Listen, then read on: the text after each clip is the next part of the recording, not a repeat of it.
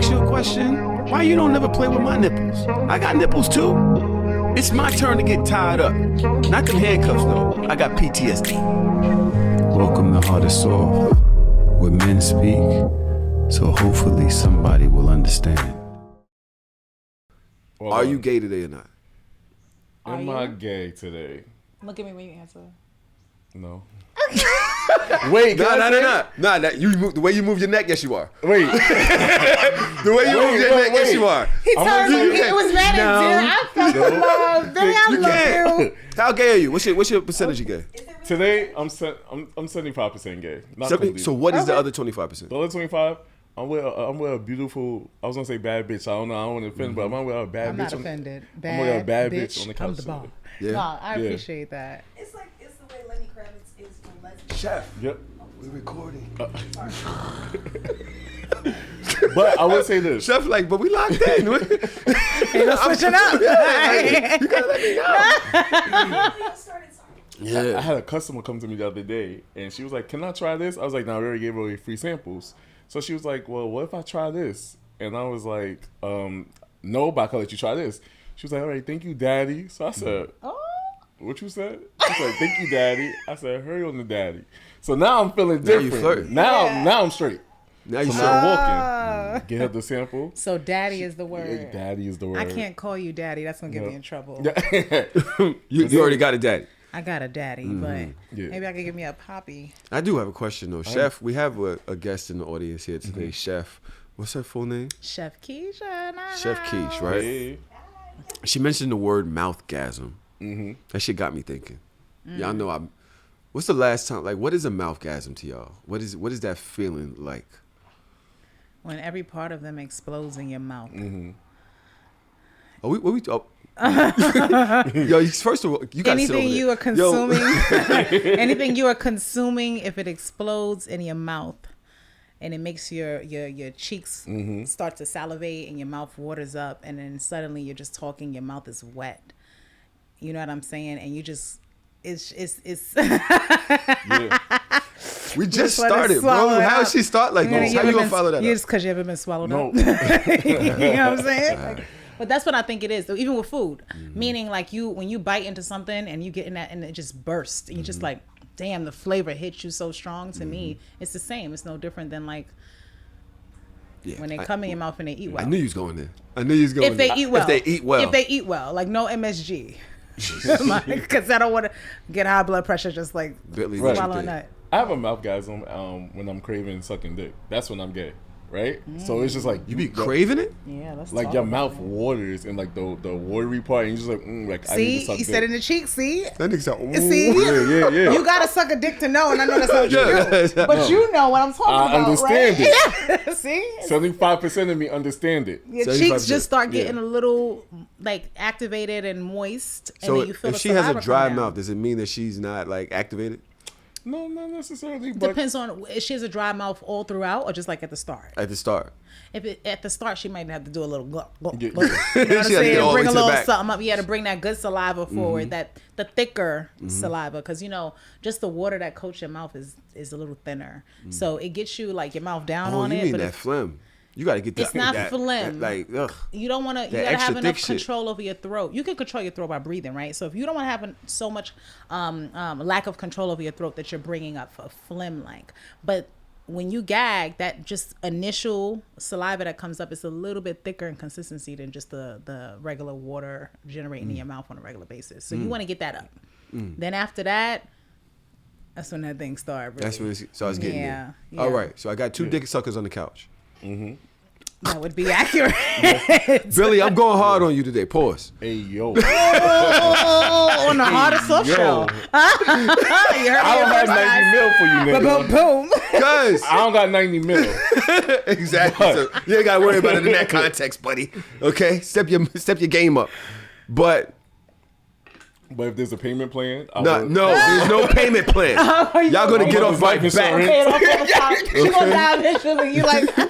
Y'all gonna get off my. You wait till my mother dies. Compliment, Tahoe. You have to take the compliment in that. A lot of people, man, they've been on my back. Like if a gay man will fuck with you, you should take a compliment in that. I think they have higher standards than women. I do.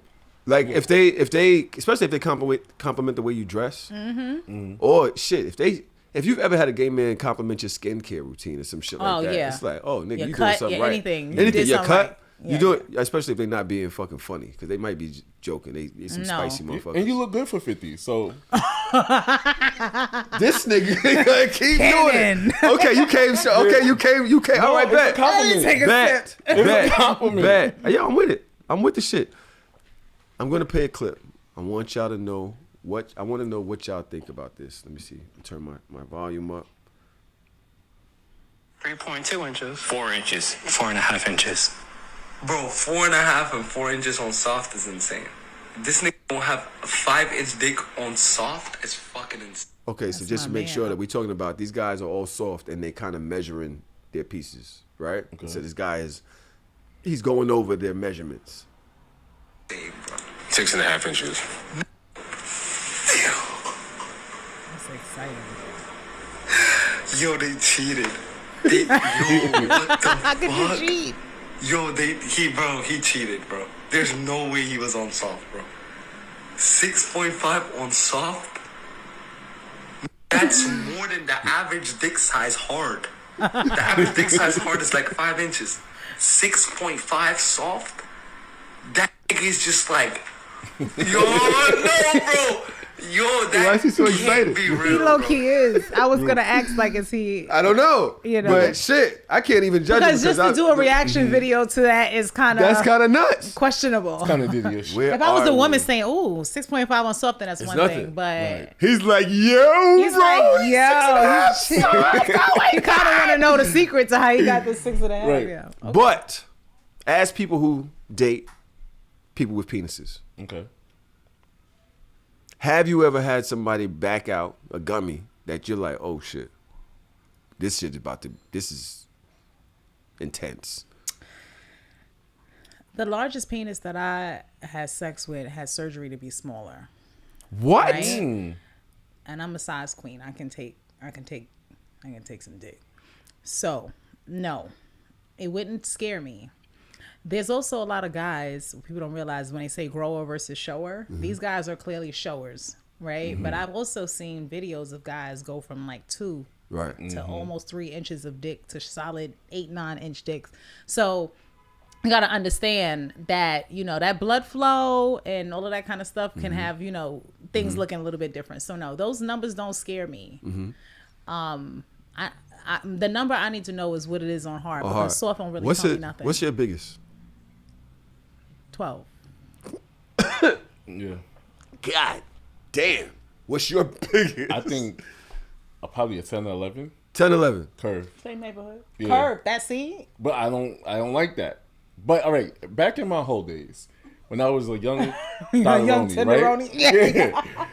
I didn't mind. Like you pull out a gummy on hard on 6.5, I wouldn't mind.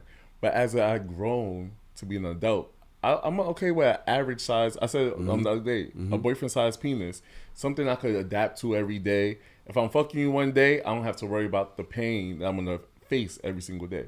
But a boyfriend size penis is, a consistent size, a doable size. It's like That's so funny. I just call it husband dick, but because I think that's what they were calling Nelly's dick when they leaked his shit. Went out? Yeah. And it wasn't. Apparently, the world was disappointed. Because it was husband dick. It wasn't small. It wasn't small, but it was husband dick. And husband dick is like what you were describing. Comfortable. That comfortable size, not too big, not too small, maybe a safe 5-6 inches, 6, or so. And if you real power or got a cock ring on, maybe you get that extra. But he definitely went viral for people saying, oh, no, he just got husband dick. Now, you saying you're a size queen. Does that mean that you prefer it? Okay. I think context matters, right? So I don't have a preference. I can do an average dick because I think how a guy works it is what's most important. My G-spot is not more than 3.5 inches into my vagina, and that's my most sensitive area. But I do like a guy who can reach the A spot and the O spot, which is a guy who's got a little bit more length.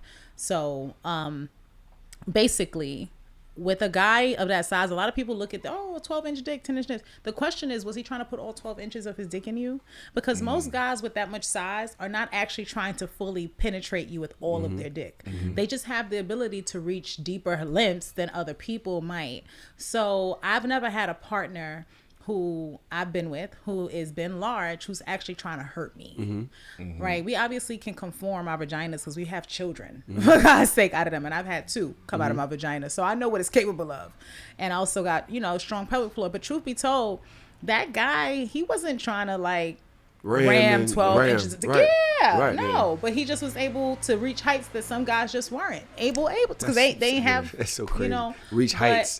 Come on, man. Or better yet, the better word is depths, right? But I'm not. No, I mean, I'm very satisfied, more than satisfied with this. With husband. I think he ain't got husband. He got husband porn dick. Oh no, I wasn't talking. See, yeah, okay, you talking about your. So man. I'm saying my preference is actually in that like 6 to 9 range, closer to like 8. 6 to 9, close to the 9. Okay. Yeah. Do you having sex with men? Are they as gentle as she described it when they have bigger things? Not really, and I think the age has something to do with it also because. When I fuck younger niggas, they doing the most. They want to do the most and ramming in. It's like, yo, can you? Like one nigga tried not to use lube, and I was like, how dare you? He was like, nah, I just spit, and it was like, nah, you bro, like you gotta use fucking lube. Are you fucking retarded? Yeah. Like, everybody listening to the show just said, So anybody yeah, come on, man. And you talk about rear door action on top of it. I mean, I got a vagina. That area helps add moisture. You got an area that don't have you ain't got no help. That shit is like the Sahara Desert back there. It. But I had But you let him do it.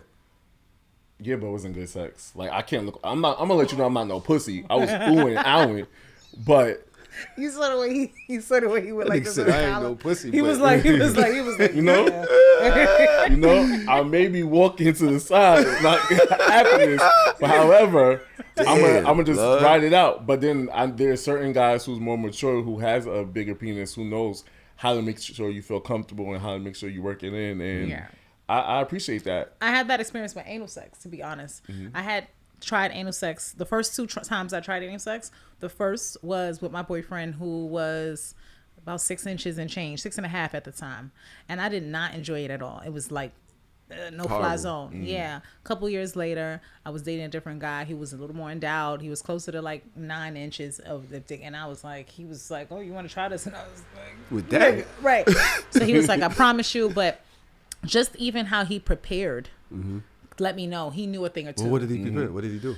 So this, first of all, now as a sexologist, there's a lot of things I know now that I didn't know at that point in life. And that's a really important part because I now know that like the best position to try anal is not in a doggy position.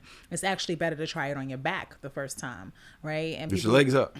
Even your legs up is even better because you put your body on a curve. If you look at a diagram of the anus, it curves at the beginning before you can start to penetrate deeper. So most times when people feel like it's hitting a wall, it's because it is. And you're not angled or you're not positioned properly to really curve into the anal area past that uncomfortable spot. So if you're laying on your back, it curves up. So now if I bring my body up, right? Everything is going this way. So now dick is naturally coming down on the curve, right? As opposed to if I'm bent over and my body is at like, that 90-degree angle or whatever, it's going directly into the hip instead of curving where you need it to curve. So it requires a little bit more. The other thing that you got to think about it is cat-cow.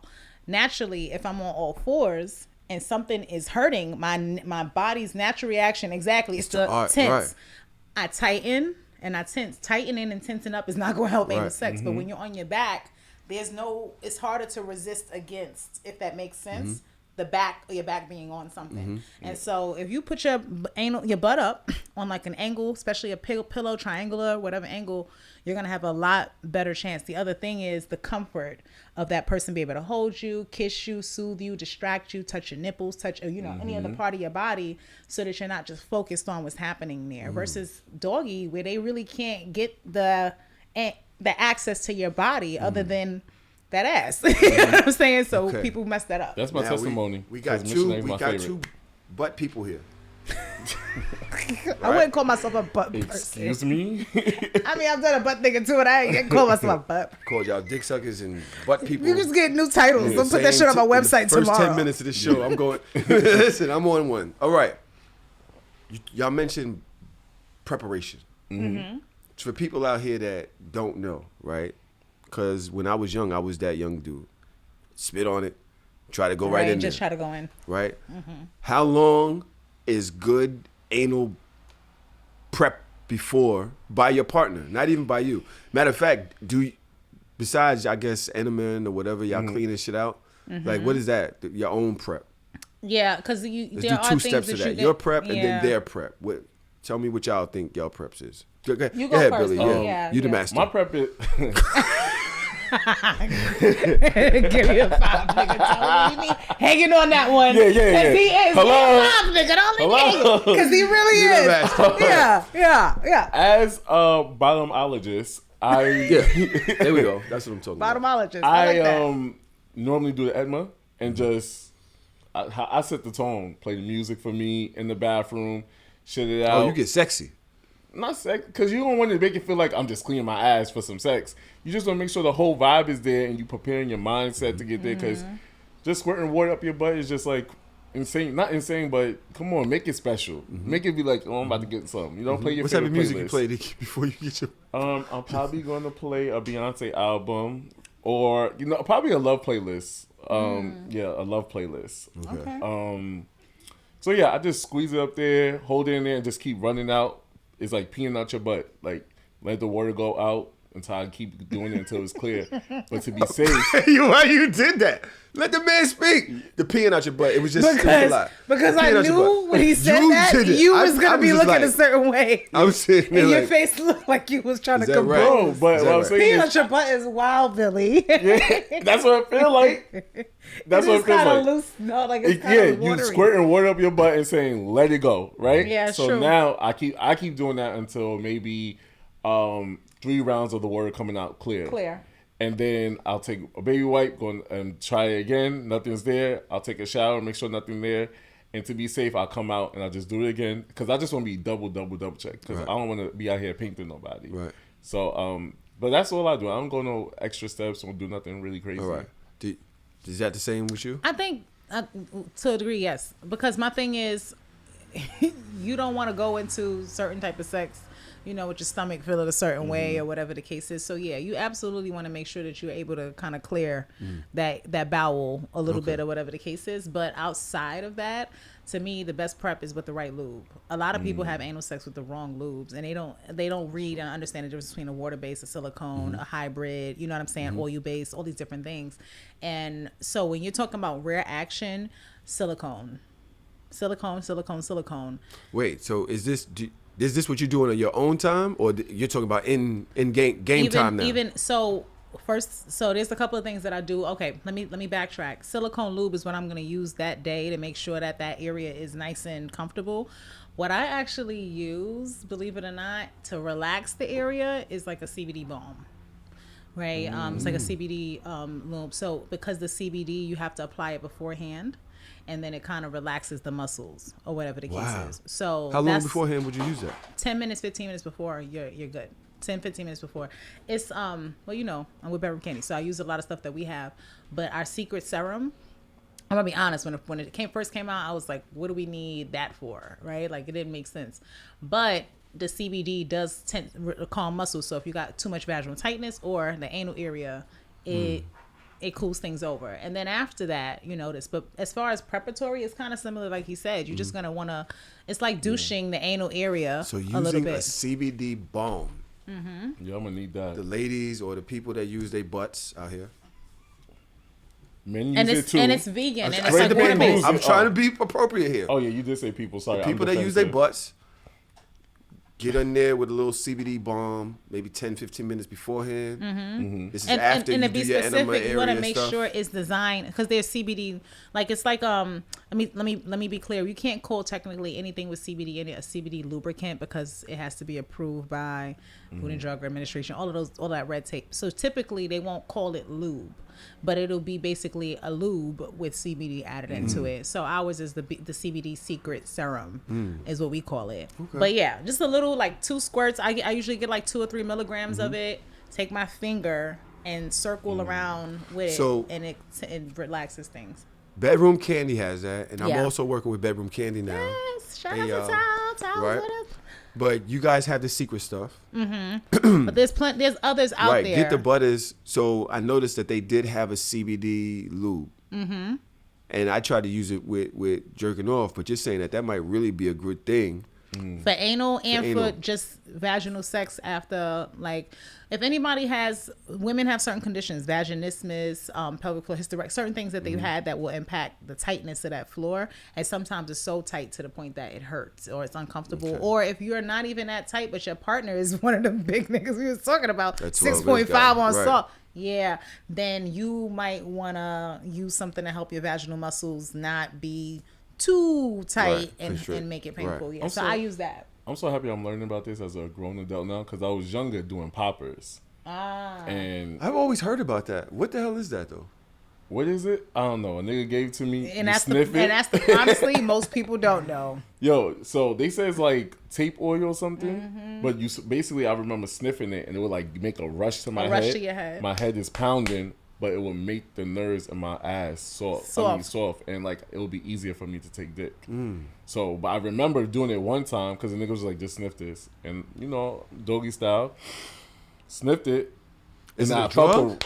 Is it a drug? Because it's distracting the brain. Yeah. It's not a drug, but it does surge your nervous system a little bit. And really, when people have a hard time with anal sex, it's because your nervous system just activated and it's telling you, warning, he's supposed to be there, type thing or whatever. So you could do it naturally because you can. I honestly tell people anytime somebody's inserting in you, and I think we talked about this too. Breathe out. Right. That's natural. But yeah, it's your nervous system. So what those poppers used to do is like have the brain so focused on and disoriented on that you don't feel. This is the question that I have, because the people who like anal, they know how to take care of themselves. It's often the people that they're having sex with that don't know how to prep, that don't know like the right thing to do, right? I'm coming in, I want to do anal with this girl. She's nervous or, she might have cleaned already, whatever. What are the steps that I should take to prepare her body for anal? Anything that you could do to sensitize it. Like, first of all, it requires people should not be just going straight for sticking a dick in someone. Anyway, it's like any sex. You want to foreplay it, right? I think how you prepare the body to relax the senses, and as many senses as you can hit before you even go there, is going to absolutely put the body in a more relaxed state. So there's that. Take your time. There's no rush. Check in while you're doing it. Are we good? If it's a traffic light, we green or we yellow? Yes. You know what I'm saying? Check in. You need to check in. Check in. Are you okay? It's so important. Yes, because it's not the same every time. I don't know how people describe this, but anal sex doesn't always feel the exact same every time based on what state your body is in or how much you relax it. Even what you're going through. If you're in a state of high anxiety where everything around you at that moment is just tense, you're naturally tight. So check in, make sure we still good. Can I go further? If you notice anal beads, they start small and then the levels get a little bigger. It's because they're inching it, but they always have like a section in between each bead, and that's because literally going into the anus is like it's passing checkpoint. So you shouldn't be trying to go straight to the fucking fourth checkpoint. You should be here and can we go further? All right, push a little more. Right? And so, especially for a newbie, until they hit a point, that way they can say, okay, hold on, stay here for a little while longer. Because honestly, the longer you stay in one spot, the more the body's going to stop thinking and it's going to start to relax. And it's like, okay, deeper and then deeper. And then you in that ass. What you got? I mean, I definitely agree with her. I would definitely say something I would add is fiber pills. I know a lot of gay men do that also. They take fiber pills. I don't take fiber pills, but I do make sure I definitely include a lot of fiber into my my diet, like kale. I've been going kale crazy. This way, when you poop, it will come out easier instead of you having this inconsistent type of poop. So when you clean, it will be much better. That's a good point. Yeah, they definitely do have fiber pills so that I know a lot of gay men take. So their poop is much easier and better. But I think something important that she says definitely the checking in, because the bad dick experience with the nigga I was just talking about, he was just worried about ramming it in, and it's just like, nigga, I told you this shit hurt. Can you check in? That's fucked and up. I thought about certain guys I dealt with. They'd be like, "You good? How you feeling?" And it just relaxes you. Yeah. You feel like, oh. And I was telling you yesterday that in my last relationship, I developed some kind of like sexual performance anxiety, to where it's like, one, the relationship was toxic, but two, that check-in would have helped me. He never checked in, so now it's like I have that anxiety. My nerves is not. I'm not getting settled. It's not settled at all. So definitely check in for sure. That's the difference between a sensualist and a sexual person. A sensualist is definitely checking. They're trying to make sure that you're relaxed. They rubbing you, they massaging you, touching you a certain way that's kind of got you feeling like at ease, versus just a sexual person who just kind of run up in your shit. Like, you ever put it in somebody's behind? All the time. So what do you do to prepare? Good question. what was the way you asked that question? I definitely eat the butt for a long period of time. Right? I eat it, and then I massage the butthole.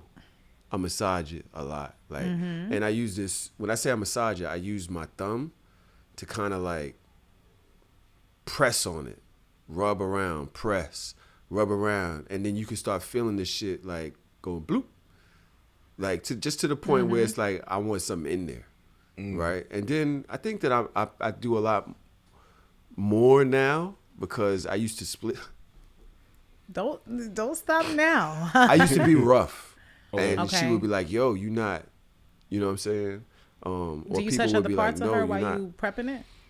I don't know. I'm kind of just in my mix. I don't really know what I'm doing. Okay. Definitely squeezing the butt cheeks. Yeah, I'm definitely doing more. Like I'm trying to relax that whole area where she's not thinking, oh, he's about to do it. You know what I'm saying? Right. So I'm kind of just trying to relax that whole area. I don't have the longest hands in the world, so I ain't really like the big on titties and eating ass. This ain't really my deal. All that kind of thing. But I mean, just even like, I think what people have to know about anal sex, first of all, what you're doing is good massaging, all that, because blood concentration, right, is naturally good for arousal. But a lot of people don't realize that distracting the mind. So it can work in reverse order. So it's like an Uno reverse card. Let me give you that, right? In one hand, if it's the same way how if you're having sex with a woman and you're penetrating a vagina and you go and start playing with the anal area, she might release from her vagina. Well, it can reverse in the opposite way, and where if you're stimulating the vagina, it can also serve as that distraction for the anal area. So while you're massaging, if you were like rubbing the clit at the same time, the focus is now going to the clitoral sensation and less on the nerves of what's about to happen in the rear. Yeah. So I like that. I like that. So y'all are giving us tricks. But with a guy, I'm sorry, and I should say this because we inclusive wise, right? With a man, it's the same if you rub the perineum or the gooch, what people call it. I call it the nacho region. Rub the gooch. So while you're about to penetrate the ass, actually massage the gooch, because that's the external location of the prostate. So that's gonna start getting like arousal up. It's gonna start getting seminal fluid in that direction, all that kind of stuff. So when you go into the ass, it's also gonna feel better, like sensation wise, because it's like basically that's a version of double stimulation on a man. Yeah. She had me tweaking. Fucking with that she had me tweaking, bro. It don't make no I ain't gonna lie. Press the button and she had me like, yeah, bro. My leg was like. You like your gooch tickle? I feel like you like everybody has to go to the Gucci store. Like that shit right there is the spot. At least once. Yeah, like everybody should have that serious. Yeah. Even when you giving head, how do you not touch that? But do you have so? Wait, do women have gooch? Our version of it is actually is internal. The G spot and the prostate are interchangeable, right? So our kind of sponge area is actually in the sensitive area of the G spot. The G spot is probably the biggest misnomer out there because it's an area. It's not just like one spot, the whole area. So The tissue of the vagina in the first like 1 to 2 inches are the most sensitive tissues in the vagina before you hit the G-spot, right? So if you actually massage that opening area, it's similar to like the gooch. No way. Yeah. So that area inside before the G-spot? Before the G-spot. So the very initial nerve endings in the vaginal canal, very sensitive right there. That's why penetration feels so good. Yes. And if you ever notice, when you first penetrate, there's always a certain reaction we have to that initial slip in. Because now you got us hot, you got us ready, and then it just, especially if it's wet and it's moist and everything, and then you just slide in, and then it's like there's a sensation that comes over that's like, daddy's home. Like, how to describe it. It's like daddy's home. You ain't gonna get it from a sex toy. You're not gonna get it from nothing else. But with that, the way the head just like initially cups and we just grab it. It's like a warm hug. Say that again, babe. Can that be repetitive? Like every time you go in, if you take it out, does it feel the same? Even if you just play with the opening for a little while or whatever the case is, there's a lot of sensitivity.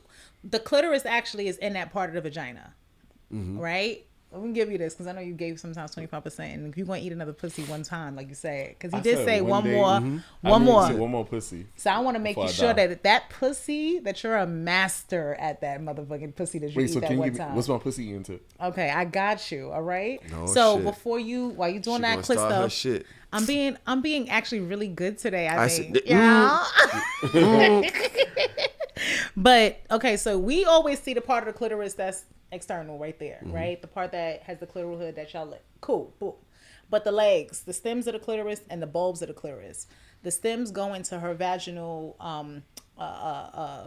lips, so the inner and outer labia majora, minora, but the lips have clitoral stems in it. And then the bulbs of the clitoris is actually surrounding those first few inches of the vagina. So when she be like, oh, you hitting my walls, you're really hitting her clit from the inside. Because it's basically like if this was the vagina, the bulbs is the two things on the side of it. So the more blood flows to the clit, there we go. Come on, baby. Right? Thank you, Jasmine. So yeah. So basically, I'm inside here.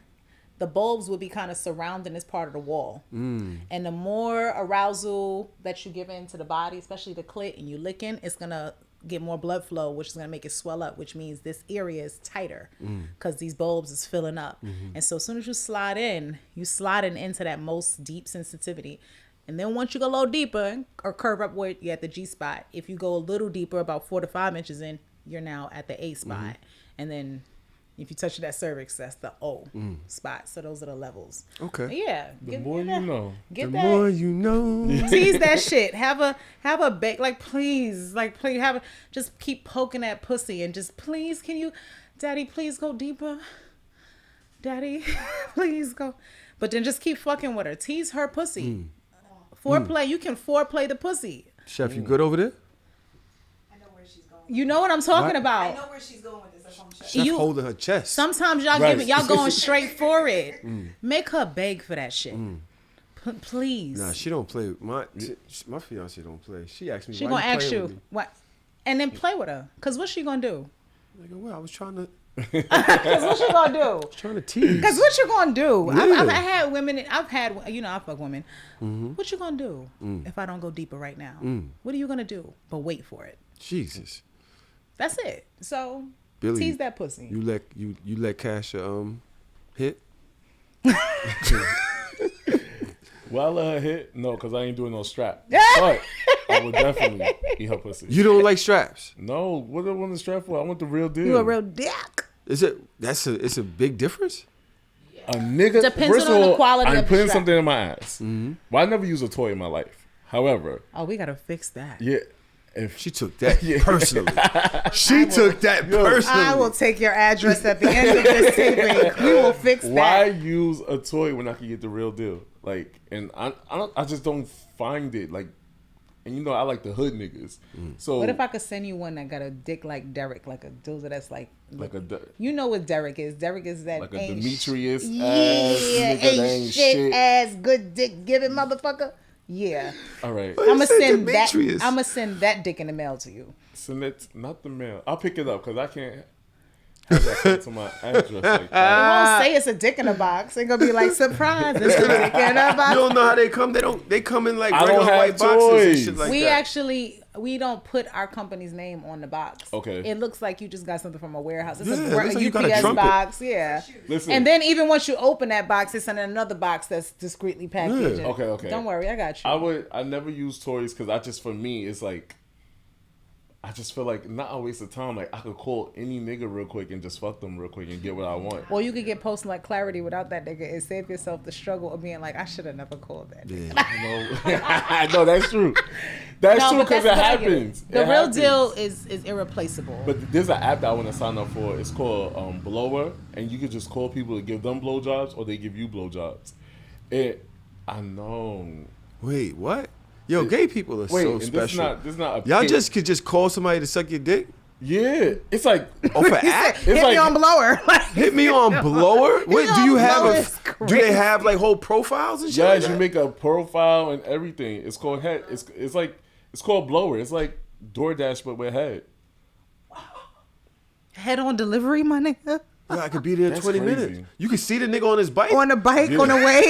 You can track your fucking head Yeah, on the he's at the light. You can just see your head waiting two blocks 2 blocks away. That's fire. I'm not gonna hold you. Wait, you don't have to pay for this? It's free? It's like just anybody It's just like, free. you open it. Yeah. How do you choose people? How is it It's like legal? it's like a Tinder profile. It's like a hookup. Because it's But not. It's so do not they post pictures of their sale. mouths? Like, They post regular are they? pictures. Look like, I want to know if the profile picture is like, Yeah. like, are you like, yeah, like what are the pictures that they It's take? like regular selfie pictures. But I Yeah. gotta Are give you on blower? No. go? So it's all right, bro. It's really a safe space. I'm not gonna Nah. bug out on you because you're I'm on not blower. I'm not on Blower. Are you on a blower But as you a go to blower blower. or a receiver? of He goes to said blower. Both. Oh. I'm not just sucking dick and you're not gonna get Scandalous. nothing back to me. The fuck. Oh, so you can have a mutual blowjobs, like y'all can just arrange a mutual Yeah. session, not just. Are there any? Yeah. I wonder if there are people on blower who just want to give though. And No, just there gotta- is. They just have a fetish for Yeah, sucking you on just- that cock. But that's a real thing because sometimes, like, Interesting. especially because I take it in the ass, right? I don't want to suck dick. I don't want to fuck every day. I don't want to. You feel me? So when I want to clean my ass, but I don't want to douche my ass every day. So let me suck your dick, go to sleep, have a nice day. Yo, being gay, It's actually Yo, kind of they, sounds yo, like, they, you yo, know, they got it. They could just go to the club. Are there only gay men on the app? That I know of yet. Can we? What is the lesbian version? You can create your own one. We need to start this up. I got a platform to make. This an app. is actually. I wanna find nuts. liquor. But wait, what would you? You got your liquor license? liquor. I want not liquor. That's what her shit. Liquor. Yeah, I want a your liquor. You got That's what I blower. said. I got liquor. Come in liquor. Liquor. But are gay women the same as gay men? I feel like gay men are a lot more like they Open, just you get to it. They just get to it. I feel like gay women like to fall in love and shit.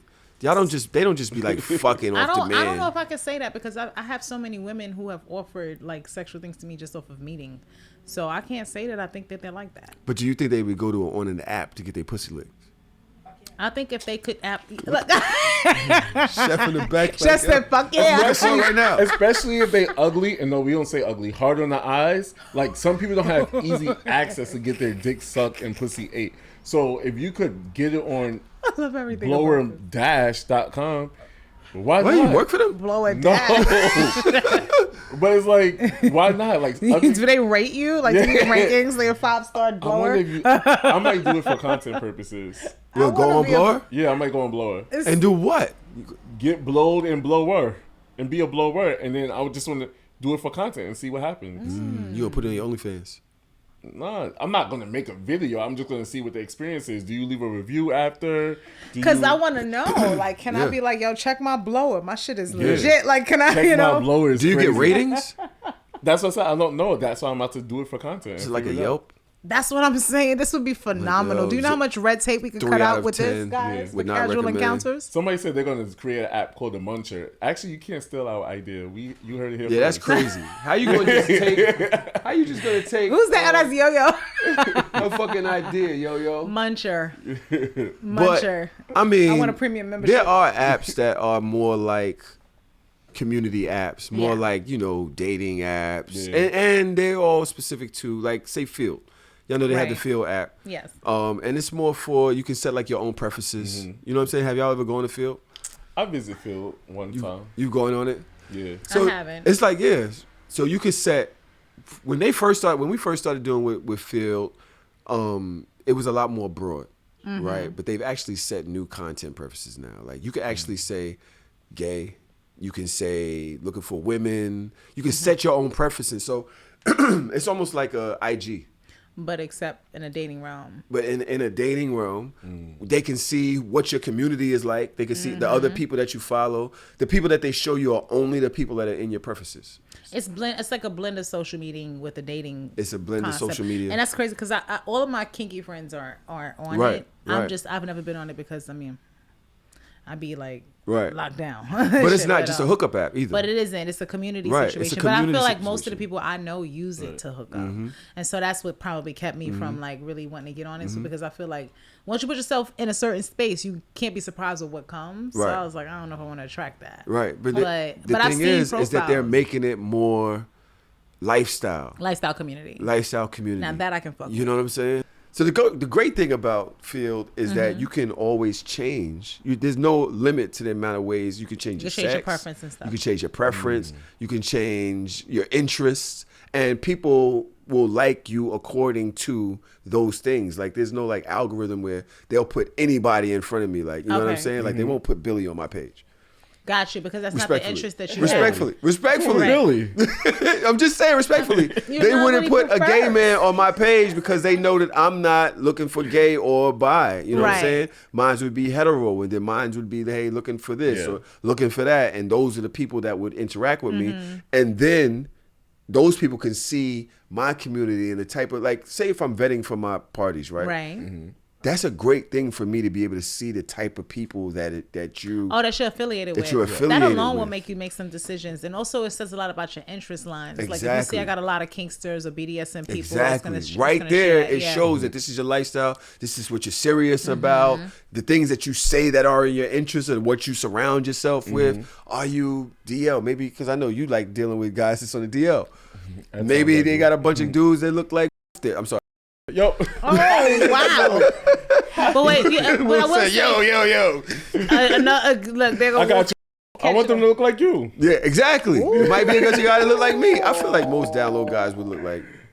Yeah, but I'll tell you this. One thing I will say is I've heard about the app and I was close to it because I didn't understand the social community component, because I didn't want to be on an app that advertised me for like I'm just looking to date, as opposed to I'm looking to meet people in common lifestyles who's with the shits that I'm with.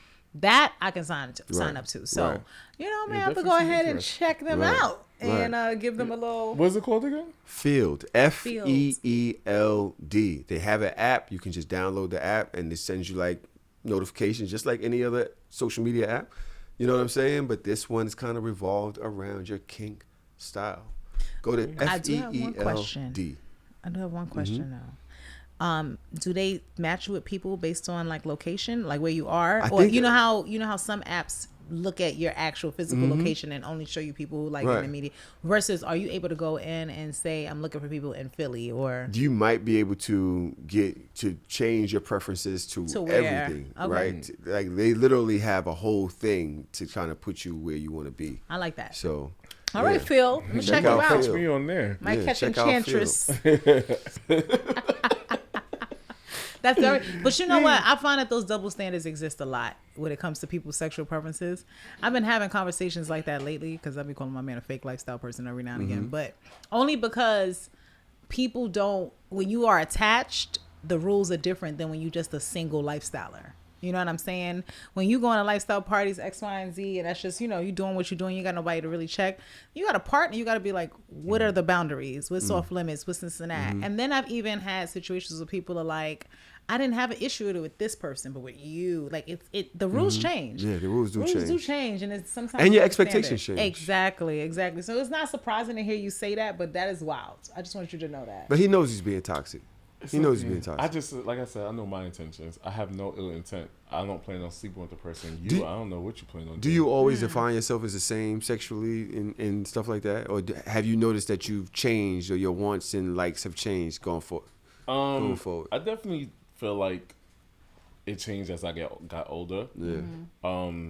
Before I used to like it rough. Now I like the love making. Now I like yeah, I feel that. The praising. I mean, my toxic trait is I call every nigga daddy, and they be like, "You call everybody dad?" I'm like, no, just you. But and it's sad, we just confirmed that he is niggas. Mm-hmm. He is niggas. He is definitely niggas. He's definitely niggas. Yo, but it definitely changed because I'm very dominant in all aspects of my life. Like I run my podcast. I'm a manager at work, so I run my job. And everything requires me to be a dominant. I'm a lead. To be a leader. And so when I'm at that place, I don't really want to do much. I just selfishly want to be pleased. And before I used to worry about catering to that person and want to make sure they were always pleased. Mm-hmm. But selfishly, at the end of the day, I just want to make sure I get my pleasure. Can you not get it from your partner? No, I can't get it. But I'm saying, like, I just want to be pleased at the end of the day. Okay. But right now, I'm not in a relationship, so that's selfish. So, as a person... Say, I'm selfish. Don't say that's... Yeah, I'm selfish. Mm-hmm. I'm selfish. Mm-hmm. For right now. Because at the end of the day... Virgo shit. Extreme Virgo. Mm-hmm. You need to wear nothing. All your shirts should say V. V. Big ass V on all your shirts. Go ahead. Do you have checklists also? Yeah. Yeah, and I just did an episode talking about dating contracts. Very Virgo. Yeah. What's the dating contract? A dating contract is, as we started dating, and I just told my old nigga this because he wants to come back in my life. I said, I have to give you a contract. It's basically setting expectations and boundaries on this situation. It's the most Virgo shit I've heard. Why would you... What? That's mad pressure. Like, why would you even... It's because things go through niggas' ear and out the other. But right? You're also asking them to lie to you. No, that's why it's a contract. Well, what is the clause if they breach the contract? That's what I'm curious about. So I believe in holding people accountable. In work, I document people. What Virgo doesn't? So good. In work, I believe in documenting people. So you break in one time, that's a form of documentation. The second time, that's another documentation. Third time's a final. Fourth time, you're terminated. Oh, you give way too many chances. Because you said 3 or 4. What? And I don't even believe it. That's that Pisces shit. We just super free spirit. I don't even believe it. I don't believe a Virgo is given one chance without saying something. But I guess what I mean is we like to give you chances. Usually with a contract, okay, it's a mutual agreement. That's one thing. But then there's also what I want to understand is there perceived consequence for breaking a contract other than you not dating them? No, not really. I think the contract is to hold yourself. For me, it's to hold myself accountable. Because I will fall for a fuck nigga over and over and over again. But in reality, I'm like, all right, I need you to communicate more. I need you to be available for date nights. Because I don't have much time. So the fact that I'm investing my time to hang out with you, you should be honored that the little bit of time I'm hanging out with you. You know, I gotta. Can I poke at this just a little bit? Because it's very interesting hearing this as a man who is dating men, right? Because it really sounds like a lot of the shit that y'all don't like women to do to men still do to men, right? And the reason why I'm asking that is because everything you said just now falls into that category. So I need you to do this. I need you to do this. I need you to do this. These are all words to me that make men's ears shut down. Like as soon as you start making demands and giving ultimatums and da-da-da, I feel like they get a little bit more of this in the dating phase, at least, but further away. So you said that you like communication, but do you think that you're actually an effective communicator in the dating phase? Do you use the right language to promote the right responses? Because if I were a man, I'm just saying, and you were telling me, I need you to do this, I need you to do this, I'm shutting down automatically. And I'm a woman, and I was shutting down hearing it. So you shutting down because I'm coming to the table with my expectations? It's the way you communicate. The way, exactly. Okay. That's what I'm saying, and that it's definitely the way you communicate it. How I'm saying it now is not necessarily how you would say it in so there. I would probably be on some, like somebody right now, right?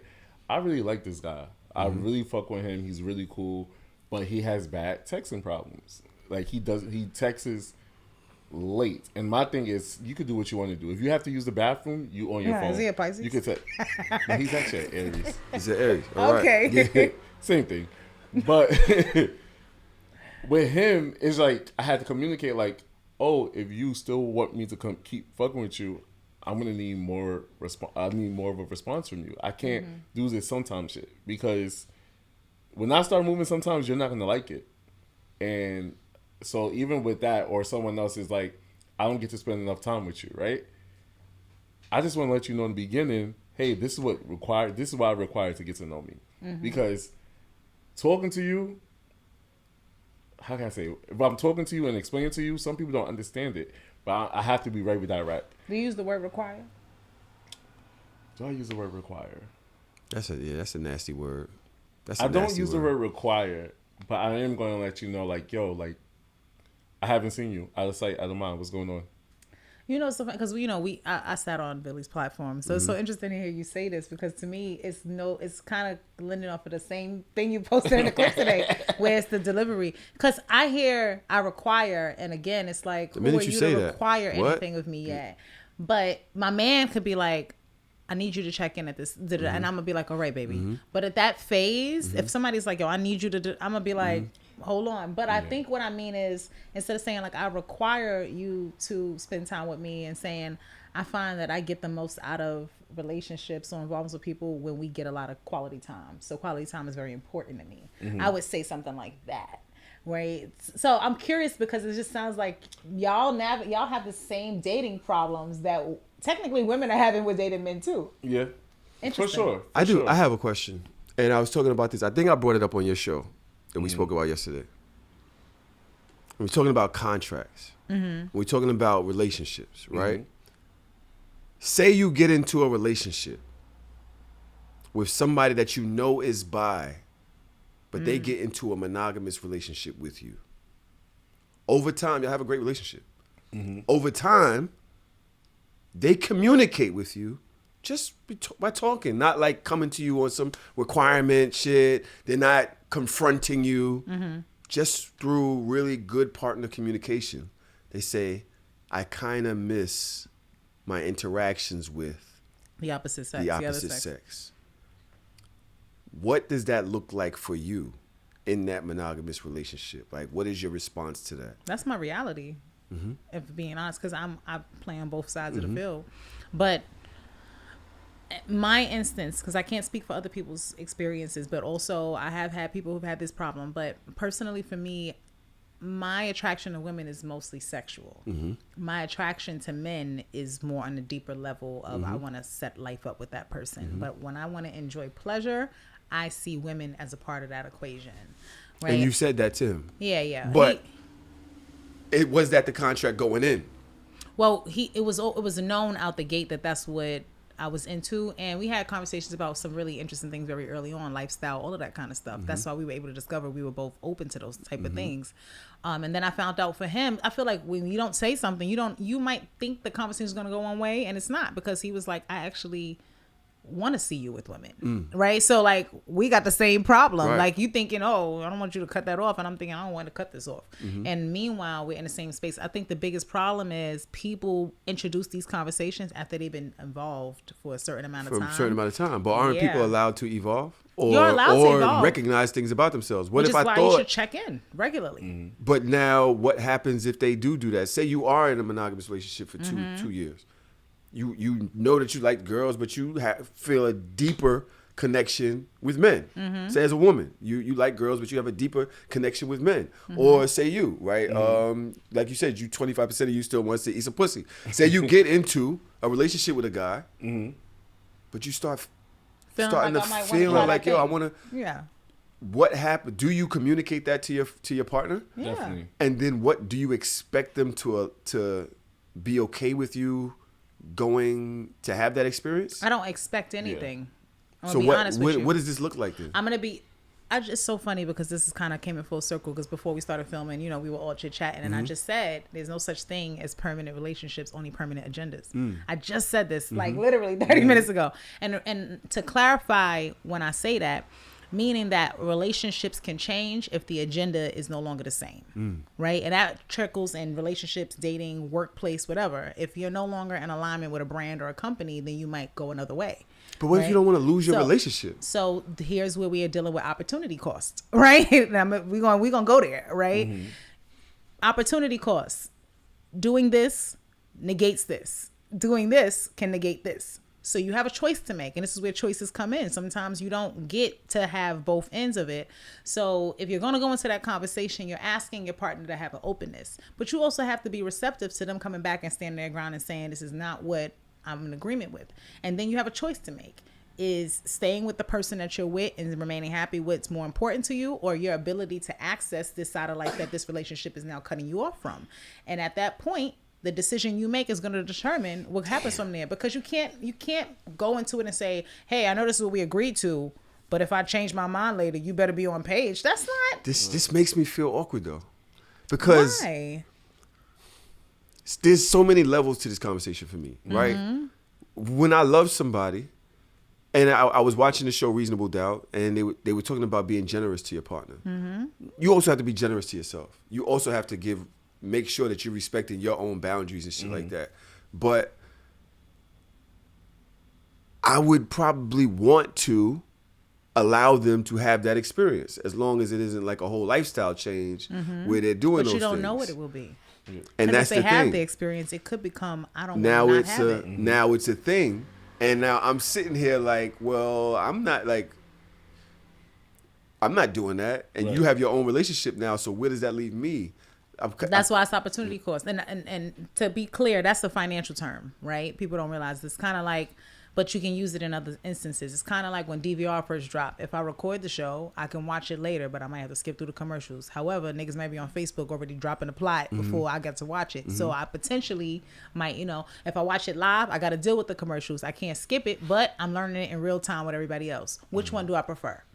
There's a choice. Billy, right? what you think about it? So, I feel that, especially because I deal with men, and I dealt with bisexual men, down low men in the past, and I think I told you I took a guy from his girl, and then he started fucking with a girl while he was messing with me, and he told me it's not the same thing. So in the relationship, I wouldn't be able to do it, because I would say, you know what, you will have to do what you have to, you will have to make that decision for yourself, because no matter what, I would never have a vagina for you. I can never give you that part that you're missing. And I'm not into open relationships or trying new things outside of my own relationship. I would like to get there. I'm honestly holding myself accountable. I'm not mature enough, or I never been to a place. Now I did threesomes, but it was just just out of fun. But I'm not mature enough to say, oh, I want to see my partner do something with someone else, right? But at this moment, I can never give you a vagina. And I won't feel comfortable with that. And you're going to always think about it. And that's why when my ex, he said, yo, a man and a female, just because I'm fucking with you, it doesn't mean I can't fuck with her. Nigga, that's still cheating to me. So how dare you try to tell me it's not the same thing? I had a couple who went through this, and the guy had a really good way of expressing what his feeling was on it. Just what you said made me think about it and remember it. His issue was what you just said, because he could never give her that thing. Most people in a relationship want to feel like they're able to provide most things that please their partner. And for some people, allowing you that access is just another way of giving you that pleasure. To other people, allowing you that access becomes a magnifying glass of an area that they can never fill. And it can actually illuminate an insecurity or spark that. Ego though? It is a little bit of ego. It is a little bit of pride, but also people will have a right to boundaries. Like, not everybody's lifestyle. Right? So technically, the minute you step outside of that, we're getting into ethical non-monogamy. Not everybody is agreeing for ethical non-monogamy. They might be like, oh, a threesome every now and again, but... This is the thing. I found a clip that kind of mirrors this situation, but it goes into the second level of where I want this conversation to go. Okay. Let me see if I can find it and play it on cue, because this shit never does that. Here we go. Example, like I do like 6 scenes a year or whatever, right? And I'm like dating someone or going to be in a relationship eventually with him, I need to find someone who like that doesn't open a door for him to be like, oh, well, you're people, and like if they do it and like throw it in my face. Like I've kind of had situations like that too. How do I expect someone to not like sleep with other people and do things like that? Would you continue to shoot your 16 gear while you're with them? And that's what I'm saying. It's like, what do you do? But he can't go get any inside. But for what? She's doing it for I'm work. doing it for work. It's not like I'm texting people. Like the difference with them, and they're probably texting and doing. You know what I'm saying? Like, What if you knew that this is professional? What if he got to pick out 6 girls a year that he got to I couldn't. off camera? I don't know. That's why I'm saying. Like, is something wrong with me? Like, I don't want him to do that. So that's my life. It's Danny Banks. She should be at Exotica with us this weekend, and that's on the Plug Talk show with Adam 22. I think that is. This is the thing. The second part of this question is, say I do say, hey, I'm okay with you having that experience. If that continues, like say it's one, or even if it doesn't, what if I say I want to have an experiences over here? Say it's with just another girl. And you say, no, I'm not with that. Isn't that kind of unfair? To a degree, yeah. But I relate to... Because yours is going to... Sorry, before I know I'm cutting you off. But yours is like, okay, you're bi. So there is something there that I can't fulfill. Well, I'm also in the sex industry. So that's the other clause for me. Because you got to imagine... we not just talk about the opposite sex. I've done scenes with BDSM dominance. You know what I'm saying?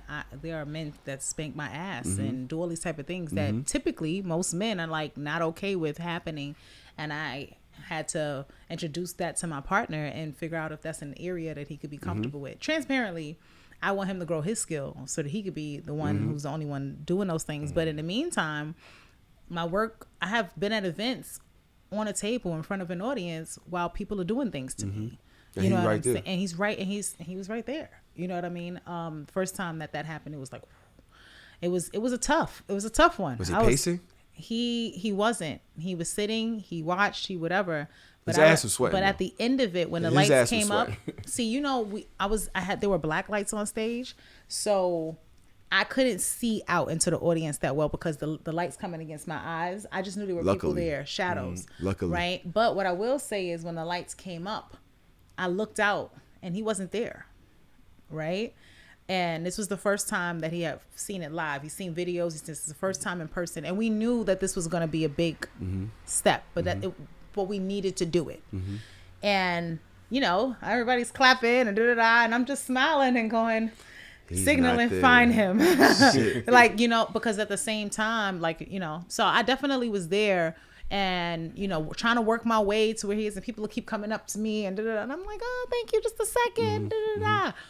Once we sat and we talked about it, the initial feeling, we sat, you know, we hugged, we talked, and he was like,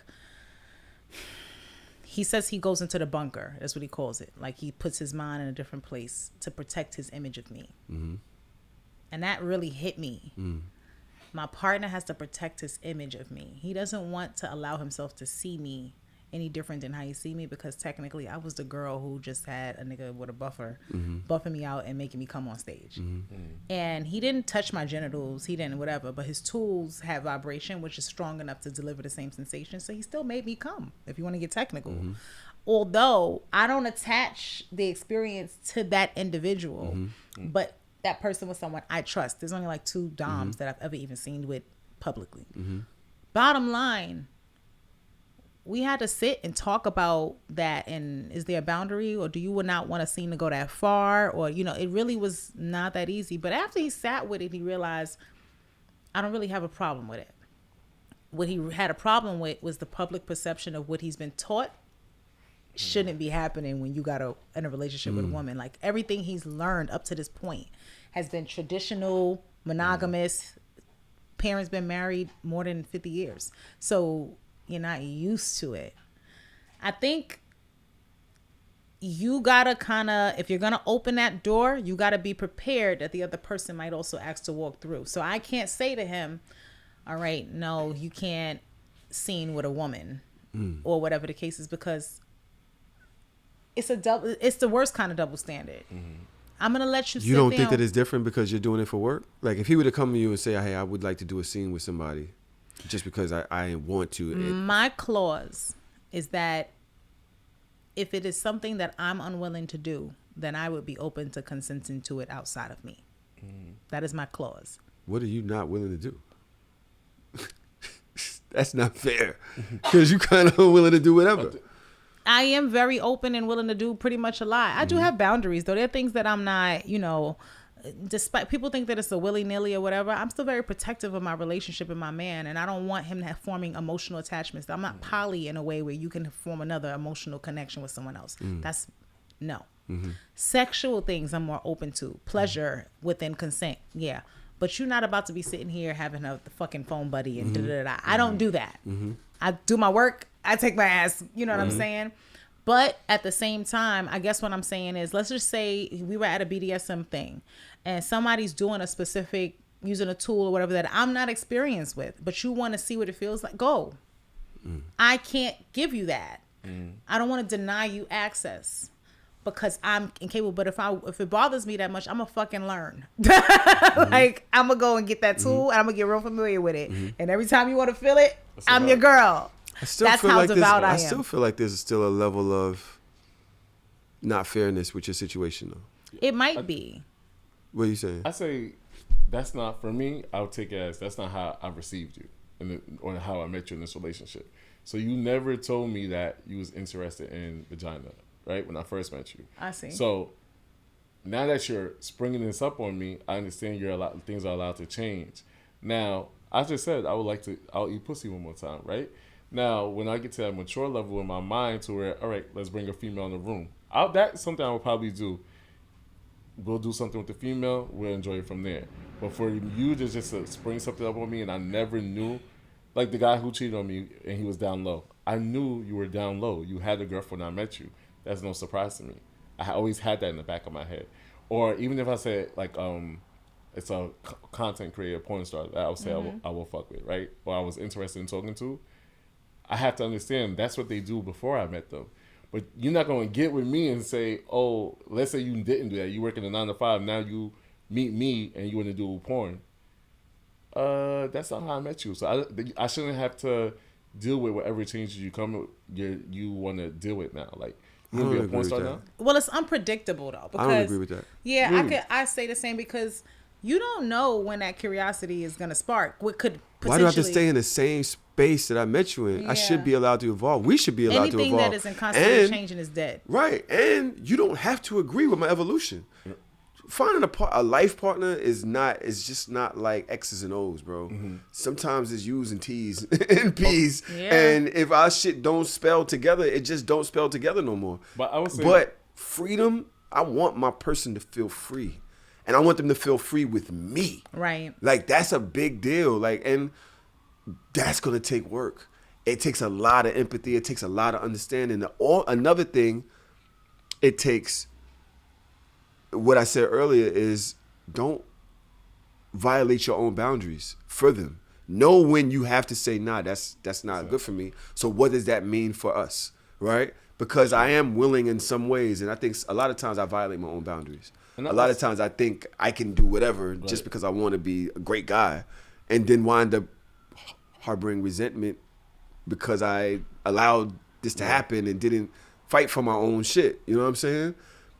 So there's a lot of things that go into that, but expecting them to stay the same? Well, I would say this. Don't try and change one of the first or second year in the relationship. Don't try that. But let's say we've been together. I do expect things to change. So let's say we've been together 5-6 years. I do expect change to happen. Okay, let's try this. I know you, you know me. I feel secure in this relationship. But the first 1, 2, 3 years, you still...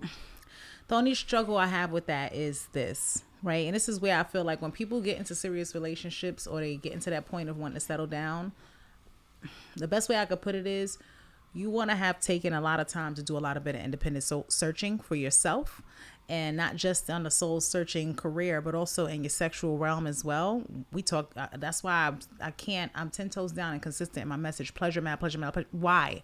Find the map to your pleasure, or at least get a baseline. The problem that I think that's happening in this scenario is meeting an individual who doesn't really yet know a lot about what they're interested in that way. You cannot put a time frame on when that interest might show up, right? I could watch a movie and have a curiosity and be like, a lot of people weren't interested in BDSM, and then 50 Shades of Grey came out and people were like wanting to be chained. You never know what's going to be the thing that shifts where a person is in that given moment. Change is unpredictable, but it should be expected. And that's the thing about it. Something is unpredictable, but yet and still the only thing you can count on, right? And is that people are going to evolve and change. So to say, oh, wait until 2 years. No, but I can see how you could say in a contract and saying, listen, if you discover something you have an interest in within the first 1 year, 2 years, let's log that. Let's write those things down. Let's put those things down. And then let's pick a time a year into the relationship to review and figure out, you know, where we at. I give and I was opening on my phone. I want you to think I wasn't listening, but I give a sexual interest checklist to every person I work with. And I recommend doing it in the beginning. It just gauges on a scale, right? Have you done it? Are you interested in it? Or if you're curious about it, and on a scale of 1 to 5, how curious? You do that? Yeah. You send it to him? Yeah. Look, I'm not gassing you. You could airdrop it to him. Yeah. And it goes through everything. Look, seeing or behavior, giving, how interested are you in giving, receiving, watching, curious, and any notes. And it goes through anything you could think of. So he filled this out. That would be pastry. We in my do contract. it. I think I got you. I think the best way to do it is actually conversational together, because it's a good quality time activity. So just go down the list, and the two of you both you do it one way, and then next is switch. Now we're gonna do it for you, and then it's a good place to figure out where you align. What areas did you say you both like? What areas are you both curious in? Start there before you start to touch the uncomfortable areas. Because navigating the ones that you already are kind of curious about together creates a foundation of exploration. What do you do with and this? Openness. What do you do? This is fire. What is this? This negotiation checklist. Tell me how do you use this? Did you use this as a dom or?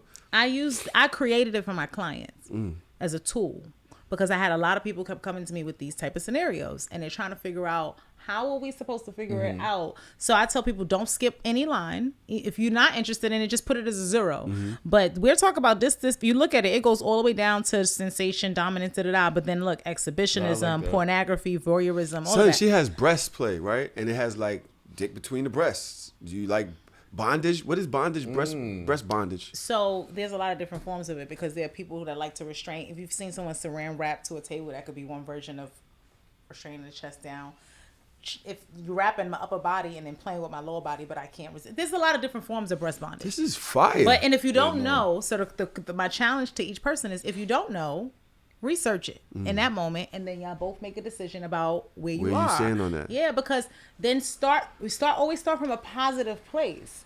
So now you just went through like 50 different things. Out of those 50 things, y'all at least aligning on 20. So at what point do you bring it up? Because I remember going on a date with someone recently, right? And we're just talking, but I'm ready to fill out. Because back to what I was saying is, I'm not opposed to trying new shit. I'm ready. Right.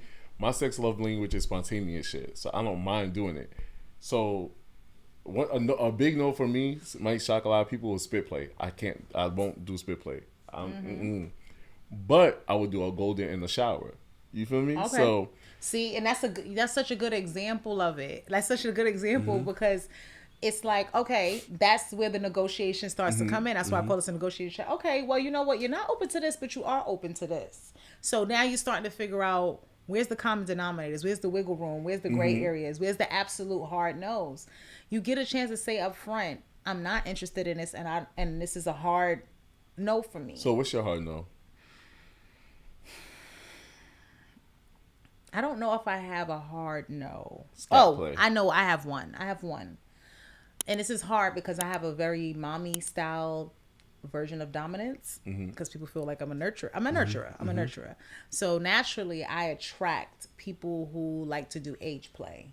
I'm not really interested in age play. And for anybody viewing who's not really familiar, right? This is not anything pedophile like or whatever. These are grown consenting adults, and I do see the benefits in it, where because I told my man the other day, I'm in love with you because you, not just the adult me is in love with you, the little girl is in love with you inside of me, who's like got a lot of unhealed trauma and that's shit. Beautiful. You know, you make the little girl happy, and then safe. you know that's a different situation. And I didn't understand it because I'm like, this is why I'm a soft life. That's why I get like this when I'm around you, because that's the little girl who never got to get that.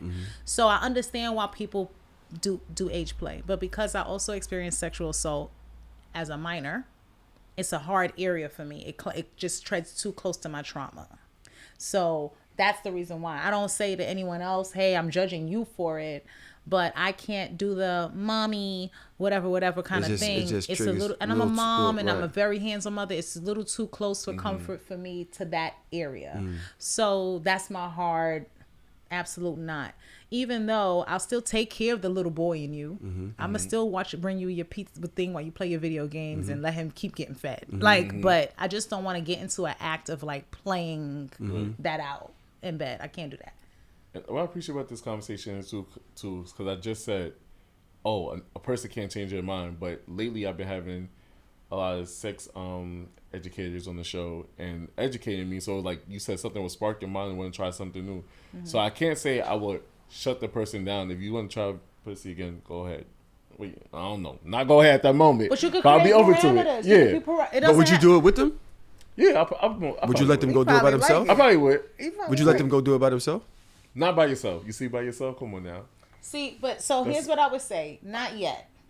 Maybe not ever, but for now, not yet. Yeah. And the only reason why I'm saying that is because you understand your reason for why you might want to. Maybe if they can make it make sense to you, you might actually, you might actually start to feel, okay, you know what, that's actually a reasonable thing.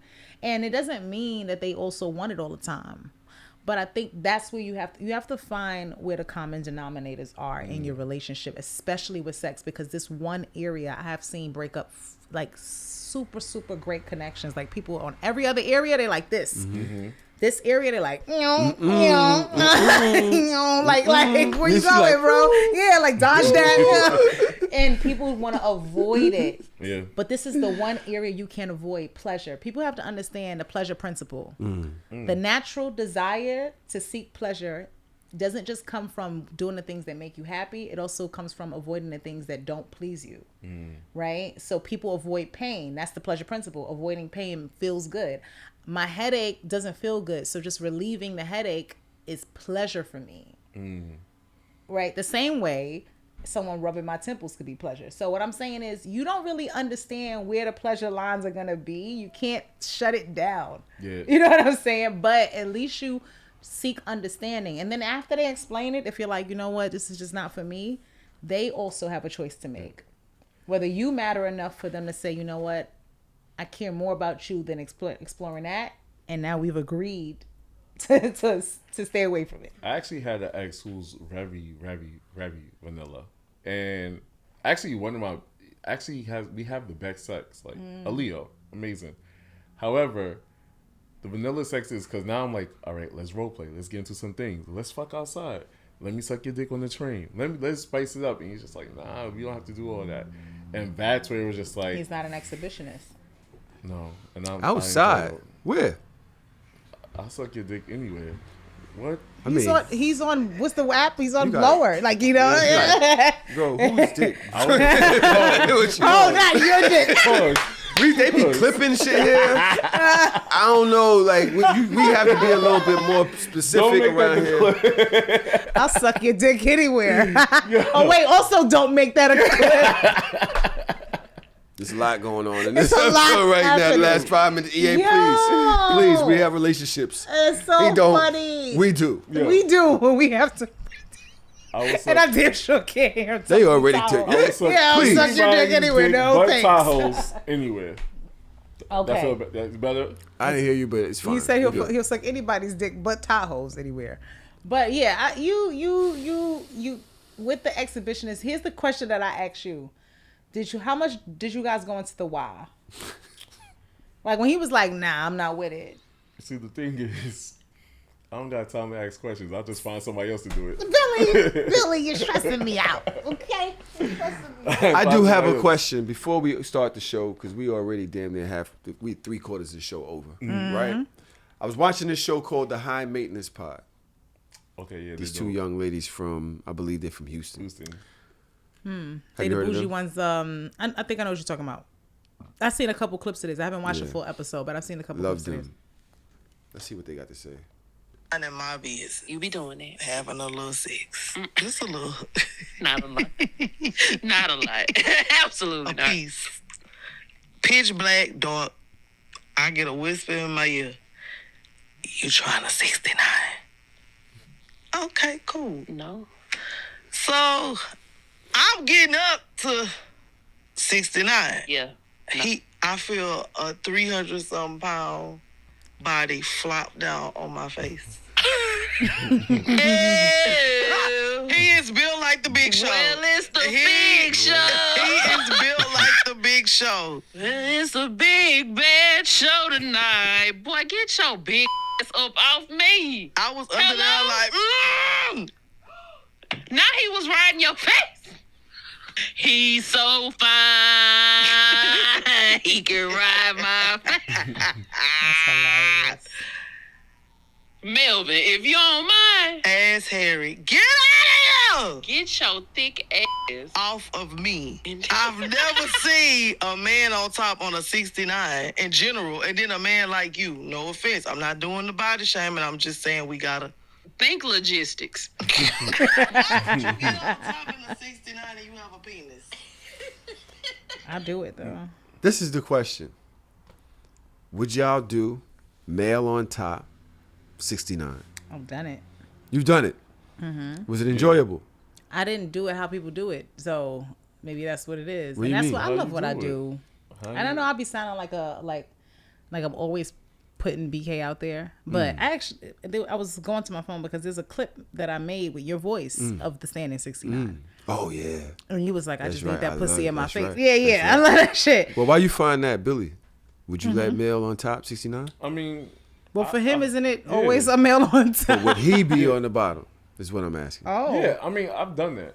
You've done it? I've definitely done it. But sometimes you like this, and you just like kind of like put that guard up and like relax. Don't do too much. Because you're okay. Because they're technically like, like fucking your face. Yeah, you're fucking my face.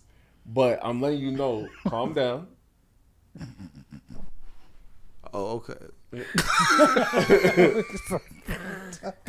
So no, my thing is I've done it before, but her head was leaning off the side of the couch. Correct. Like okay. Like Correct. that, the side of the bed like this. Now we talking. So I'm kind of propping myself where my weight is on the back of the couch, and her legs is I'm between her head. Her legs is up, and I'm just thrusting. Okay. You know what I'm saying? But her head is off, but she ain't had no gag reflex. So you could go stupid in there. Homegirl gotta take accountability because I'm not letting a 300-pound nigga face fuck me. No. You feel me? I'm a step ahead of you. You might fall. I can't hold you up for long. You feel me? I mean, people die every day, B. I'm not dying sucking dick. You not? You putting down my tombstone? You putting down my obituary? Yeah. This is how How I you do it. died? Died hard. That's how I do it. Okay. You see what I mean? Okay. Yeah, but he can't really get in there like that. That's not true because the pillow is lifting me. All right, so she So has look, a if you're diagonal watching pillow it, under look, her. Well, I'll actually let me get you an uncensored. She has the diagonal. Y'all know the pillows The love triangle. The is what love it's triangle called. pillows. She's laying on that Right, and I'm using. with her butt on the big part. On the part of the pillow. So what happens is it brings my vagina up. So she's on the closer incline to his like face, this. right? So from there, it's kind of blurred right there. But if you could see, his face had no issue reaching where my anatomy is there. Yeah, but he didn't get to lean in. Look, nigga. Okay, I'm gonna get you the fully uncensored. I'm gonna get you the fully uncensored. Not that I wasn't there, because I was there. You get full access to everything down there, and in fact, because of the position, the man actually has more access to the vagina, the anal. You can use toys on it. You all up in there because you're all the way, and you're on your feet. So you could could stand up, grab a toy like that, go in. You know what I'm saying? Yeah. Right. Put another one down, grab the other one. You could.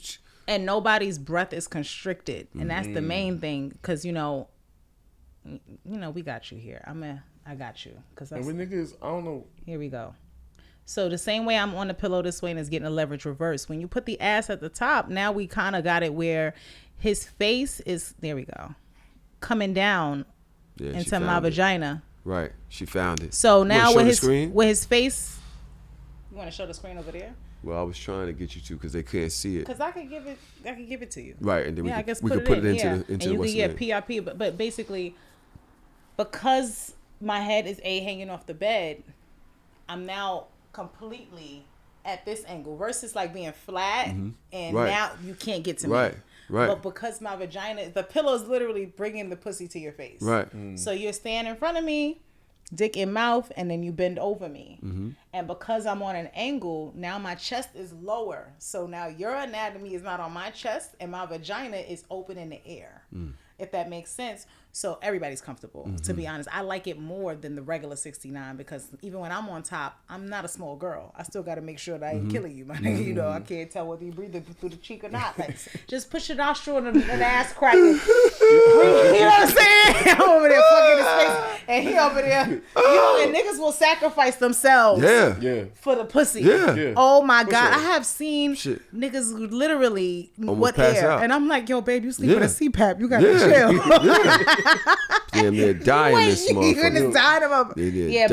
It's been the best. And honestly, because I'm off that, I got that free standing range of my head, and you fucking my face, and that just is everything. Balls is slapping my motherfucking everything. I could grab your shit and hold them. I can touch your gooch. I can everything. You're doing a lot. That as you should be. Welcome to the Hard or Soft Show. The show we talk about the things men like about sex and the things men don't like about sex. The things that make us hard and the things that make us soft. I'm here with my partner in crime, Miss Kasha, with the Enchantress. I don't even know. I got mad names. You got mad names now. You want to do your AKAs or something? All my business names and shit, right? Your sexologist bestie is now a brand. Bestie. Or whatever. I am Enchantress V. Enchantress V is kink, BDSM. Your sexologist bestie is your clinical sexologist. But Cash is just that bitch you love. Now, you know I'm gonna fuck. You know, y'all know my vibe. But yeah, I'm actually doing more with just my name. And realizing like I'm the brand, the rest of it are sub entities of who I am. The Autism Mompreneur is also another one of them. Yo, and you helped me too with that, by the way. Really? You really did help me with that. But I'm happy. We'll talk about that on our show. Later, yeah. We actually have our own thing bubbling. Yeah. But we are also another guy with mad shows over here.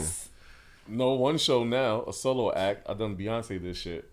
Oh, that's how you did it. You did it. I left. He's so shady too. I'm not being shady. I done Beyonce my shit. I had a co-host. You had to get off the boat so you could walk on water. You know, a lot. See, that's the part. It's the. You know, that's the part. It's no shade. Like people. No, but it's just. All right, Billy. What? Be nice. I'm being nice. No permanent relationships. Only agendas. Y'all not on the same page. You had to do your own thing. Introduce yourself, my friend. It's your boy Billy the bad guy, Billy the goat, Billy the kid, Bills, and I am your delusional bestie. See, you got two besties on the couch, and I'm from the Needs to Be Study podcast. Delusional bestie, sexologist bestie. We are so good friends. Yeah. But he's a Virgo. He thinks he's a good bestie. No, don't do that, Mister. In my bag. Don't, because he's gonna pull out a list of why he's a good bestie. You better stop. Why are you a good bestie? I want to hear this. He has not one ready. You know, he has not one reason ready. What's crazy is I just cut a friend off the other day too. Well, yesterday. Not a good bestie. Yeah, no, she's not a good bestie. The fuck? I'm a loyal ass friend. If you don't like somebody, I don't like them. They didn't even do nothing to me. If you don't like them, I don't like them. And that's not really. No, let me tell you. So I have a lawsuit. I have a lawsuit, right? But my friend is talking to somebody that is in the lawsuit. Against you. Against me. And my thing is, why are you like? I'd rather die with you. Did they have a relationship with them before you? A work relationship only. So this person offers. Is that how they define it or how you define it? That's how I define it because what I say is right and I know it's right. I know it because delusional. That's what it's delusional bestie. He did say that. You're delusional bestie. We go on trips and everything. They just know each other from work. So she works with me right now, and I pay her a wage. Fuck it, $23 an hour, right? That's what the company pays. She just said this person offered them $65,000 an hour. I respect it. $65,000 a year. Right? So I trade on you too. Melly almost quit. Melly almost left the switch and bored alone. I'm like, Melly, I was about to say, down. Well, delusional bestie, I ain't your bestie either for 65 grand. 65 an hour. You had to understand. What are you talking about? 65 an hour. 65 so a like year. 65 a 65 a year. year. Okay. Right? So my thing is, I don't care if anybody else offer you that job, take it. I'm rooting you on. But because it's somebody I'm not fucking with, they offer you the job, I can't fuck with you. But I'm a loyal ass friend. It's kind of weird. But it's a job, bro. I was gonna say for a financial opportunity, you won't want to see them. It's hard out here. You work with my op. I'm sending you to get close to the enemy if it's me. Yeah. Honestly. But find out the win strategy. Yeah, that shit don't mean nothing. It's a job. Yeah. It's a job. It's a job, bro. It's hard out here, bro. People got bills to pay. I'm also you're being really sensitive and you taking shit personally that has nothing to do with you. And the fact that you could call Pisces sensitive and not realize when you're being sensitive. See, the thing is, I know, especially when you speak about it to other people, like I can know I'm feel a way about something and then bring it to her and she'd be like, yo, but you know, you could do it like this, you could look like this, and I will say to myself, yeah, I'm probably being sensitive, right? Like I feel this way, even though that's not a reality. It's making me feel this way. I can acknowledge that.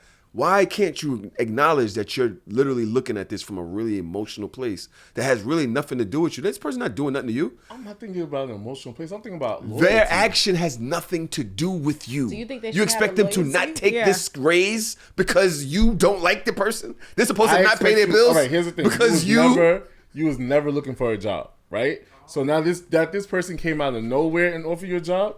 It's like if you was actively looking for a job, I want you to get the money. I want all my friends to eat. Can you give them a raise? Actually, I can help you get a promotion and put you in a position. Let me ask you this: do you think that this person made this proposition to to stir the pot?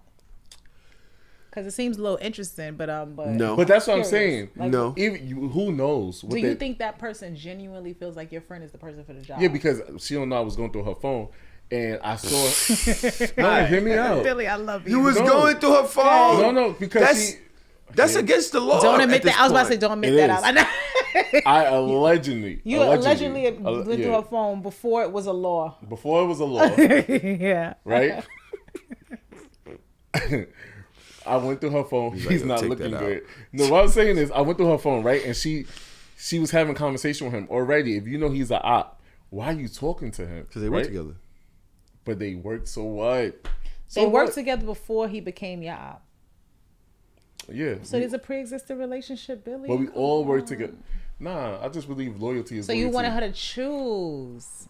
You wanted to choose. That's what it sounds because like. All right, I talk to you every day. We hang out together. We work together. We go on trips together. We are really close, right? But this person, you don't speak to this person like that. So money shouldn't have to make you say, "Oh, money shouldn't question the friendship." I can help you get a job somewhere else. I can even build you up a resume and train you. You feel me? So because somebody has a job opportunity, I understand the feeling. I do understand it. I understand the feeling. I just don't think that the reality is like what you're saying. Money shouldn't come between your relationship. That shit stands from the way you're looking at it too. It shouldn't. You should allow that person to get their money and it not have nothing to do with your friendship. Because just because she works there doesn't mean that she's now replacing you as a friend. Right. She's just trying to get $2 in my this economy. That has nothing. Is it against you? Is it like McDonald's and McDowell's? It's not like she's over there trading off French fry secrets. And then I guess the other thing is if that is your friend, and in truth, you want to see her grow, progress. The question is this a good opportunity for her? It would be a good opportunity for her, right? Can you suppress your feelings about the person in light of saying, I want to see my friend do great things. This is a great financial opportunity for you. I literally told her, you know what? Do what's best for you. I understand. You got to do what you got to do. Her. No. I said, you got to do what you got to do. However, I'm still going to talk about you behind your back. Okay. I respect that. Yeah. If you're telling me, if you tell me you're gonna talk about me behind my back, and I'm gonna keep it real with you, I've had this feeling before. I've had the feeling where I had a situation go wrong, and people didn't choose sides because they like one or they like me or and you just gotta kind of work on your feelings around the situation and just understand that everything ain't personal. Everything isn't really about you. You know what I mean? Main character syndrome kind of makes it feel like it is, and you're a Virgo, I'm a Pisces. We both probably have that, and we probably are. Yeah. You know, we are the main characters in this world. It is what it is. And Leos and everybody else. It is what it is. But I think because I'm a loyal friend, I'll ride or die, and I'll have your back. And if you can't stand up for yourself, I'm coming in defending you. Have their back right now. I can understand as devil's advocate of it in that there also shouldn't be a price that could make my friend sell out on me. But what I'm saying is if the intention of taking this job is not this about person you. Trying to, it's not really rooted in you, and really that she just has the skills that would make her the ideal person for it, then that's a little different. And if the opportunity would not only give her a greater income, but the experience of something that could grow her career, then yeah. All right. I have 2 questions to ask you guys before. Oh, did the computer die? It happens. That computer's janky as hell. The heart. Mm-hmm. Things people like in the bedroom. Things that make us hard. Or wet. Or the wet. Things that women like in the bedroom. But y'all be getting hard too. Oh yeah. Women get hard. Get hard. Yeah, exactly. Our nipples get hard. Yo, stop looking. Yo, bro, I ain't even eat, bro. I'm sorry, me either. Nigga is starving. She maybe that's why I'm so hungry. Because I'm definitely feeling that too. No, but yeah. Things that make you wet. Billy, you get wet? All right, never mind. You know what? Do your man pussy get wet? That pussy. Man. Since you asked. Turning niggas out get me hard / wet. What do you mean by that? Turning niggas out? Like, I like turning like straight niggas out. Like making them experience new shit. Not a sex changer. Yeah. Listen. He took a nigga from a girl. From the dude's girl. Yeah, but he was already down What's your low. play? Yeah. What's the play here? How do you do that? How do you take something? So it was one time, right? I was at this job, and normally I fuck with most of my employees who straight niggas, because straight niggas love me. Like, I'm a cool vibe. Like, and then in the back of the head, they curious. So one time, me and him was hanging out, and I got stuck at work doing inventory. So he was like, "Well, let's go around and get a drink at the bar." So we got a drink at the bar. He got too lit. He was arguing with a police officer. They locked him up. So I was like, damn, bro, like, you know, I went to the precinct, helped him get out and shit. So now we went back to the job because we had to be at work at 5 a.m. And it's like 3 a.m. now. And he was like, yo, damn, like, and I needed some head. Like, and I'm just like, that's crazy, bro. And I'm just like, so what you gonna do? He was like, I guess you can help me with that. And I sucked the nigga's dick. He's not straight. Was he straight? He had a girlfriend and everything. That doesn't mean he's straight. Mind you, my best friend. If he suggested you help him out, he's not straight. It's not like you was like, I can help him with that. But look, my best friend, her boyfriend, I'm a horrible person at times. My best friend's boyfriend, I had him downstairs in the office. Yeah, He's a good bestie?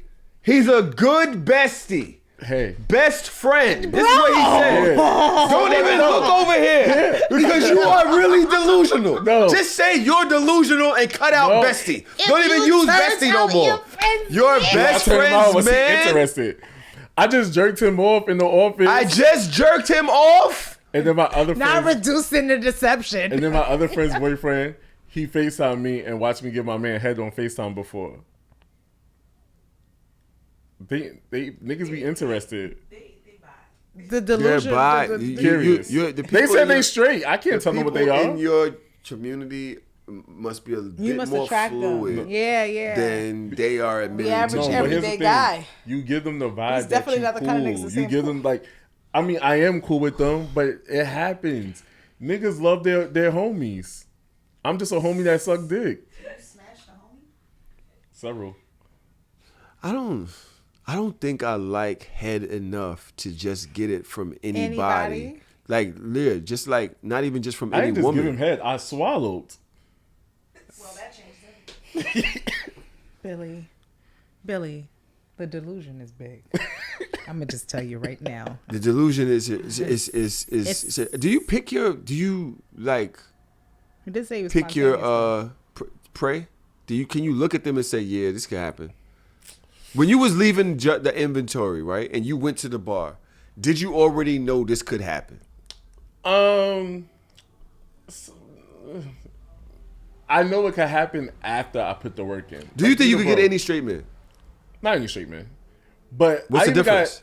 What is the indicator that they right. got wiggle room? Like, right. What's the difference? How do we spot? Like, right. What's the difference? The girls need this information. Yeah. He some reason he put me in his close friends one day, and it's nothing but dick pics, right? And him jerking off his dick, and I'll just like comment like, "Thanks, bro, for inviting me into your close friends." Just joking with him, and then he just started sending me regular dick pics. So I'd be like, "So let me taste it in real life," and he'd be like, "Nah, bro, I'm not gay." So it'd be shit like that. Like they just be, I don't know. But I would say the indicators are, I'm telling you, I just be the homie. Like, I just be the bro. You're not the bro, bro. You're not. You're not the bro. Hoe. I'm telling you right now, you're the hoe.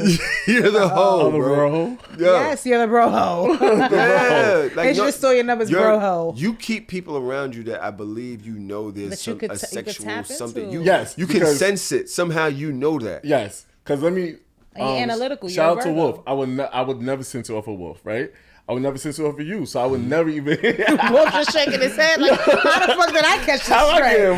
Like, yo, this nigga asked me to come in the show with him. And the next thing you know, he's what's like, going on? Next thing you know, we talk about dick pics and niggas that could be slayed. And he's like, shout out to Wolf. But, honestly, no, because I never censored on Wolf. Me and Wolf went on trips together, right? And it was never a vibe or a door invitation. There's certain niggas that's comfortable that is just a vibe. Like, it'd be them asking, like, I had one nigga, the one that put me in his close friends. Mm-hmm. One time he asked me, like, so how you take dick? My best friend's fiance asked me, so how do you take dick? And she looked at him like, why you want to know, nigga?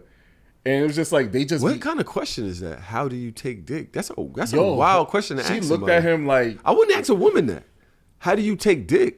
What kind of question is that? Unless you want to know how to take some dick. You know what I'm saying? Like, what do you Yo, the way saying? she looked at the nigga was like, fuck you want to know for? He was drunk? Nah. Niggas be losing their cool sometimes. He probably was. I don't know. They say when he little drunk. Yeah. It's more common that niggas really be DL down low. Like, now that Yeah, so like, I told my father before when I told him I first came out being gay. And he like, oh my son. I thought that was about to go a whole nother way. What are you talking about? Yeah. Thank you, son.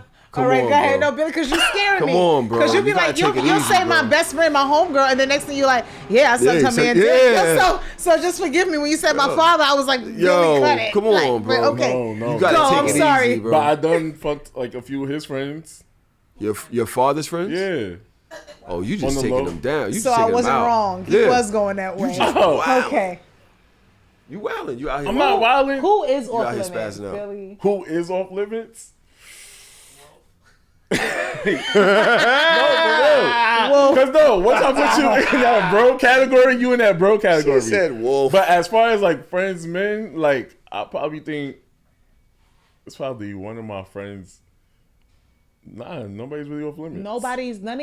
None of your best friends men are off limits. If they ugly, they off limits. If they fine. But if they fine and they with it, they not off limits. On the eyes, not and ugly. you just made a whole campaign about loyalty 2 seconds ago over a job, my nigga. Shit? And you over here talking about how you out here changing. Do you hear this shit? Of your homegirls, niggas.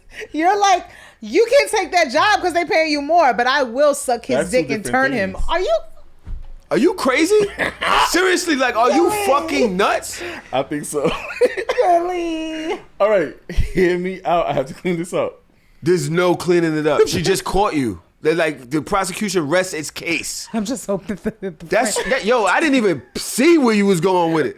But when you landed the jab, now there's nothing. What are you gonna say? I'm the problem.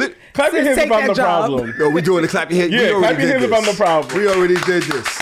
Wow. We already did this. Wow. This is 2 rooms in 2 days. But look at that. You still getting praise. Does that feel good? Does it feel good? Kasha, please let's move on. The wet things women like about sex. Things that make y'all wet. Look over there. Don't even do this to me. I'm sorry. Because I already know what you're trying to do. I don't even have time for this. I'm just talk to people when I'm talking to people. I'm not going to talk to you and be like, so the thing that gets me. Yeah. Like, come on, man. Like, all right. So, all right. But for me, I love the fact, first of all, to be a sexologist and have anybody unlock new things for you, just put the stamp on your chest. Let me just tell you, because it's not easy to have me be like, oh. But I realize that my nigga foreplays me after he fucks me. Right? My What's man, that mean?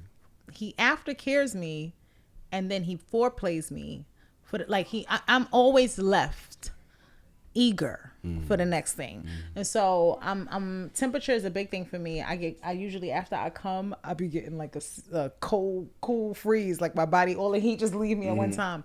So typically after sex, he gets a cloth, the bathroom's right there, you know, he warms up the water, and depending on how strong the orgasm, it's either he coming to wipe me down with the hot cloths a couple times, or he's just gonna run a bath, because I need to just be put in the tub the way I'm, like, there are times where I'm like, sink me, because I'm done, right? But after he comes and cleans me off, he took the cloth and put the wand on top of it, right? And he's actually using the heat from the cloth and the vibration from the wand and slowly massaging my clit. So revving me right back up after he just sucked the fucking soul out of me. Like with my clit, every juice in my body just left me.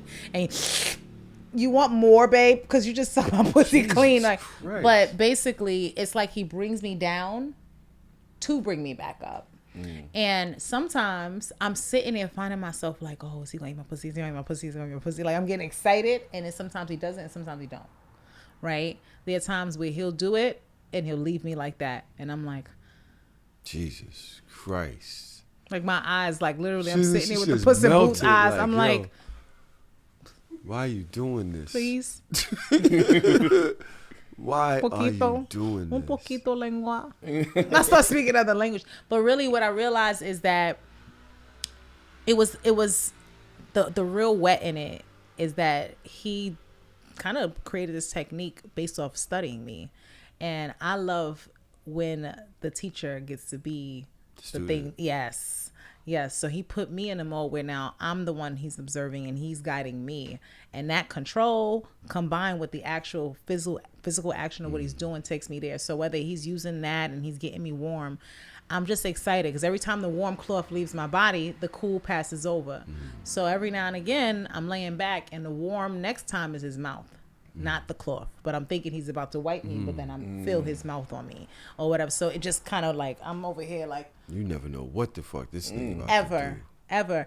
And the best part is when I look down in his eyes and I see that sadistic look that says, I'm like, you know, they're getting all the pleasure from watching every reaction they're getting out of you. And I'm like, you motherfucker, you want all of it. Like literally, you want to take every bit of me and I want to give it to you. I love this. Take me. So that for me is my wet. That intentional shit. You just took me on the roller coaster with you, baby. That's what she do, baby. Cause I aftercare his balls, right? And then I bring him back up too. Like I air dry his balls with my mouth. I'm sorry. How? So like after I suck his dick, you know, and I'm giving him a combination situation, you know, combination platter or whatever. I'm over here sucking dick, stroking it, and with my hand. You can grip the balls with these two fingers and keep this finger free to pass the perineum. So while I'm massaging his balls, I'm also hitting the perineum at the same time by coming with that technique or whatever the case is. So I can either stroke it because there's also a higher sensitivity on the side of the balls than in that center part. So my two fingers is stroking the side while I'm coming like that and I'm doing whatever. So now I get him to this point where I know he's coming. I'm sucking dick. I'm going crazy, just glocking on that shit, right? Make him come in my mouth, spit it on his dick and suck it back up. And then just when you think I'm done, I'm gonna go, because I get that pleasure off of watching you collapse. And then I stand up and I'll be like, 1 second, babe, I'm gonna get the cloth right now. And you just like a little tap of the cheek just to clean up the, you know, fake clean up, because whatever. But anyway, I come back with the cloth. I start with the warm one, right?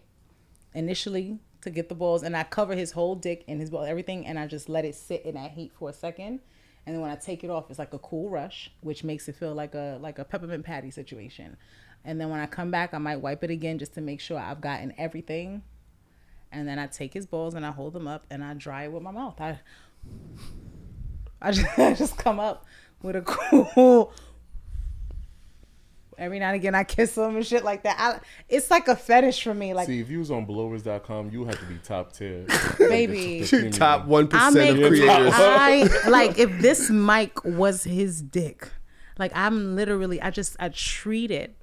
And that's what we were talking about earlier. Your mouth waters for dick. As soon as I'm hungry, I'm hungry, and I like to see a dick glisten after my mouth touch it because it was dry, and then I go, and then I get to see the wetness on the side of it, and the veins. Yes, and it starts pulsating. And if you want to really see them veins, take your finger like a cock ring and constrict the end, and then tease it and just watch it jump. Just watch it. Tap on your jumping tongue. Yes, niggas, right? So. He gets like when I come finally with that cool blowing of air, and instead of because when you wipe with the cloth, it's still like a moist feeling under your balls, and balls like you gotta get under the shits. So I just hose it up and I make sure that they're dry by blowing like. And it's a good time to feed affirmations too. I'm like, you're gonna have a great day. Yo, what is you trying to do right now? You've been doing this for 12 minutes. I'm sorry. Like, how you have a 12-minute hard? Like, this is most people's sex ramp right there. She was talking about this for 12 minutes. Most people's actual sex don't be 12 minutes. I'm hoping that I give enough details for you to go and try it You at said the home, word kids. glisten. Because it glistens. You should do a SMR on like talking about nasty shit. I've thought about doing not even that, but like a sucking dick, like the sound. Just the sound effects, right? You know how people go to sleep to listen to oceans. But could you imagine after you hear all of that, just hear that? All the listeners, close your eyes and picture it. And picture this is your balls in my hands and I'm blowing it. Yeah. And they're getting dry and they're feeling cool. And just before you got on a hot day, that's your situation. And then I'm just like, job done. The soft. I gotta get the fuck out of here. Hot. The soft is my skin glistening. Tired. I feel like I nutted. Yeah, you get tired after you nut. I'm saying like, listen, try it. All I'm saying is try it. If I promise you, a nigga never had a woman air dry his balls, and when you do that, he's gonna look at you like the thing he never wants to leave his life ever again. The soft. The soft things men don't like about sex. The things that make you soft. Uncircumcised penises. Really? The extra skin. No, thank you. You don't like it? I don't need the sazone in the skin. Even if they like take care of it well? Like they clean it well and all that good stuff? No, thank you.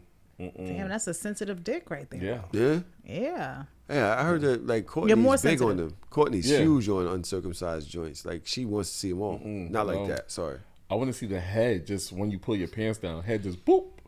I don't want you to pull it like to pull back that turtleneck. Like you don't like the grand reveal? Yeah, no. It's like a ta-da! Like it's like a. It's not appetizing. I don't mind it either way, as long as he's hygienic. No, I had one. He was hygienic. He pulled it down. Just like fuck. I just got to do it. Like, 'cause I'm here now. I can't back away. But it just wasn't. It doesn't give you that same effect. Like should be like peekaboo. And then you know what? Sorry, because you gotta pull the skin back. If you suck it, you're constant to pull it. Keep pulling back. You have to keep. It'll go back up. You gotta keep. Yeah, like every time. If I'm basket weaving while I'm doing it, every time I pull up, I'm technically gonna be pulling the skin forward again. Oh, really? And then it's like ta-da! Oh, the shit don't just go down. It's not like it drops its pants. No. It goes you gotta consistently keep the skin back while you perform oral sex for sure. And sometimes I forget that every nigga's not circumcised. So I'm thinking, oh, this nigga's circumcised. You pull your pants down. It's just like, here you go. It's a killer for you. It's a killer. That should be on her questionnaire. Yeah, that should please. That should be on the questionnaire. Whether circumcised. Why don't you ask beforehand? You said you're good at communication. Are you circumcised? Yeah, you know you sucking dick. Hey, why not? Sometimes you don't know when you. What if you dick. What if they book your blower? No, I gotta go on the app, and that should be a question on there. Are you circumcised? Should definitely be. It'd be a question. If the app is advertising dick suckings, it absolutely. Why wouldn't it be? Ladies, y'all like circumcised? Or do y'all put? Does it put? Melly says circumcised. I'm indifferent. You're indifferent. Yeah, I'm indifferent. I've had both. Felt great to me. So. I don't jerk off with uncircumcised men's.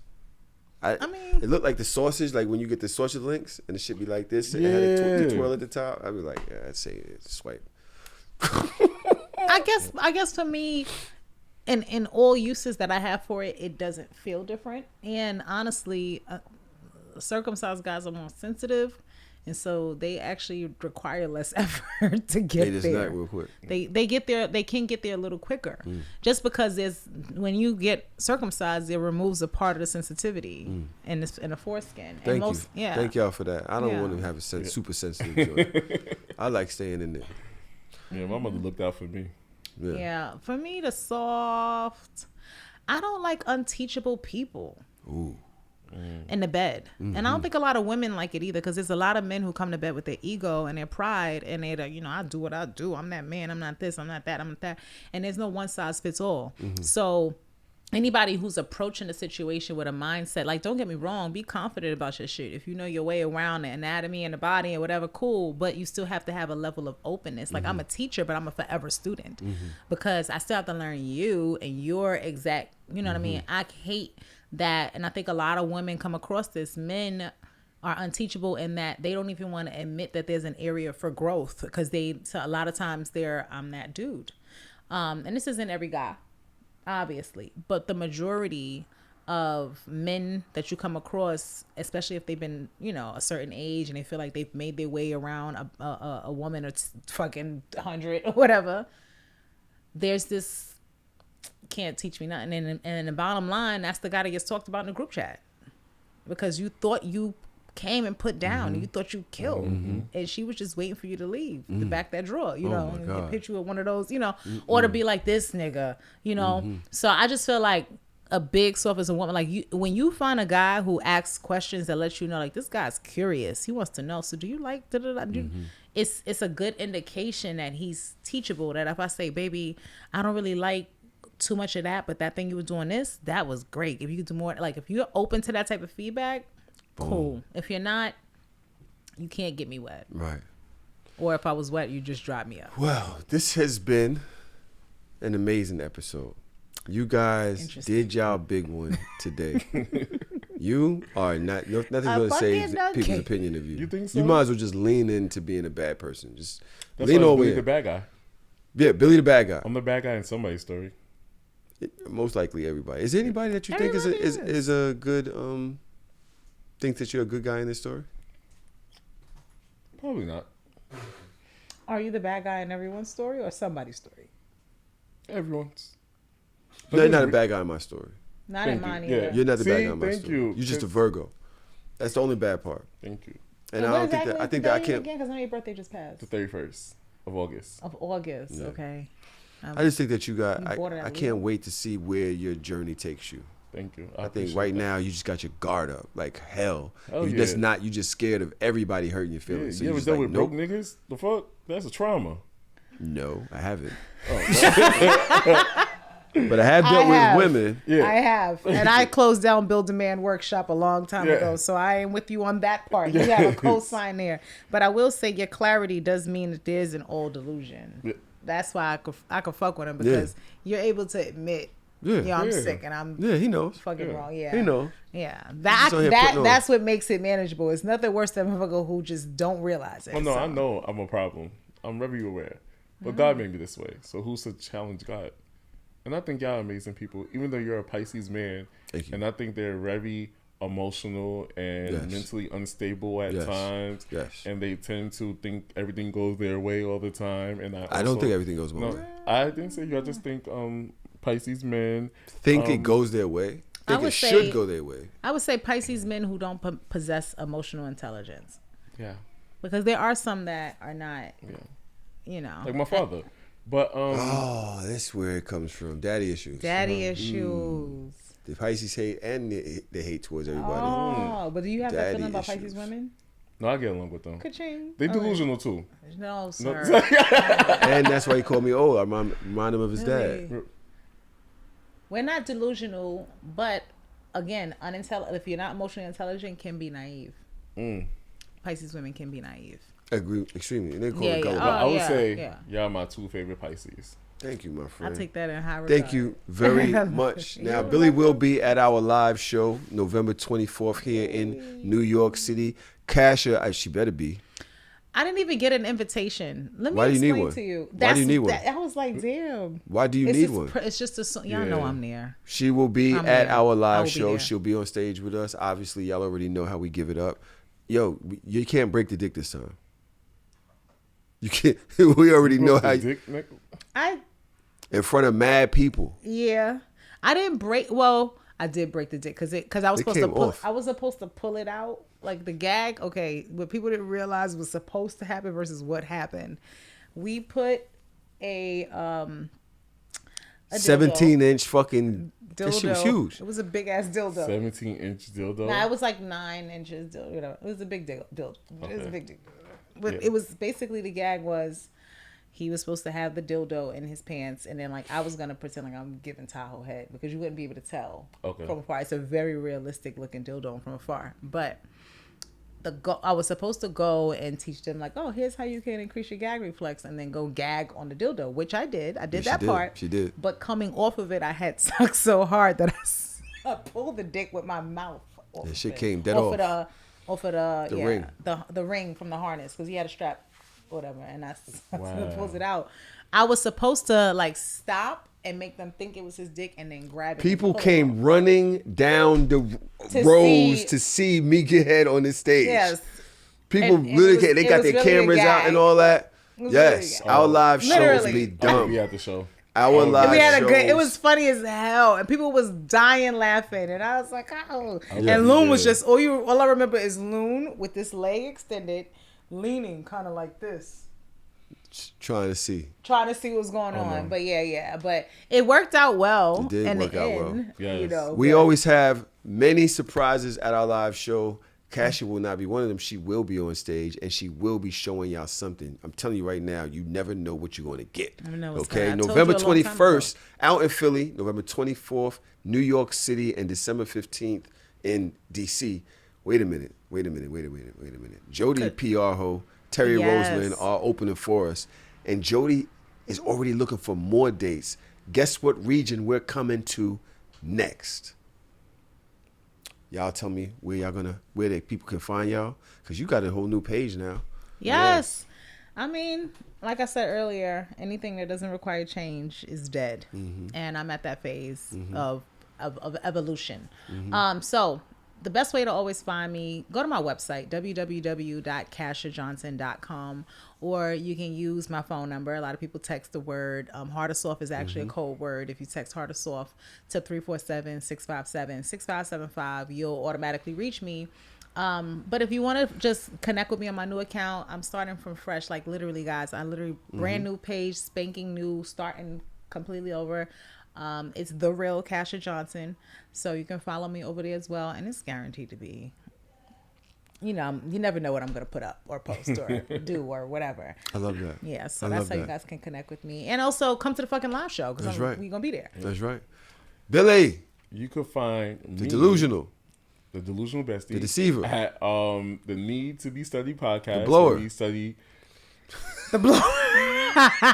A great blower at that. Make sure you put great. Blower on demand. At that. And if you don't have to download the Blower app, but you can text me in my DMs. And Blower better give you a fucking sponsorship. It's crazy. Yo. Yeah. He did more for them than he did for Field. Yeah. Like, I got to redo the whole Field. You got to do the whole Field thing again. You did great for Blower, though. Yeah. Yeah. But that was not. You did great for Blower. Goddamn, they got to send us a check. But yeah, find me on the Needs to Be Studied podcast, where we study relationships, dating, mental health, and sex. And you can find me on Instagram at billy.thebadguy. We had Kasha on my show last week, and it was a great episode. And then we had Tahoe coming out on this week's episode. That's right. With Loon and Courtney. So you already know that was a crazy mess there. But come check me out if you want to see more of my craziness. But we also have great topics where we learn from, and you could possibly heal also on my show, because I got we working on you too. I feel like you're healing as well. I'm trying to, right? I'm trying to, but I heal differently. I heal toxically. Billy. What? That's a contradiction. That's just not even make sense. That's the only way I understand. I heal from because you know how people, with adding toxins. Yeah, because you know how people understand things differently. I understand toxic. Yeah. It's okay, bestie. We're gonna work on it. It's all right. We're gonna work on it. But yeah. I definitely we had a great conversation. If y'all check out that episode, not even just for me, I was there. But I rewatched it, obviously. And these are my friends, and there were conversations in that episode that I'm like, let's just put it like this. The episode started with us talking to my friend who is a lesbian stud about how she likes gay men. If that's not an indication about how... I can see that. That makes sense. She wants to take... They want that takedown. Yeah. They want to take down. You want to dress like a nigga, but you also want to fuck with a nigga who likes niggas. Listen.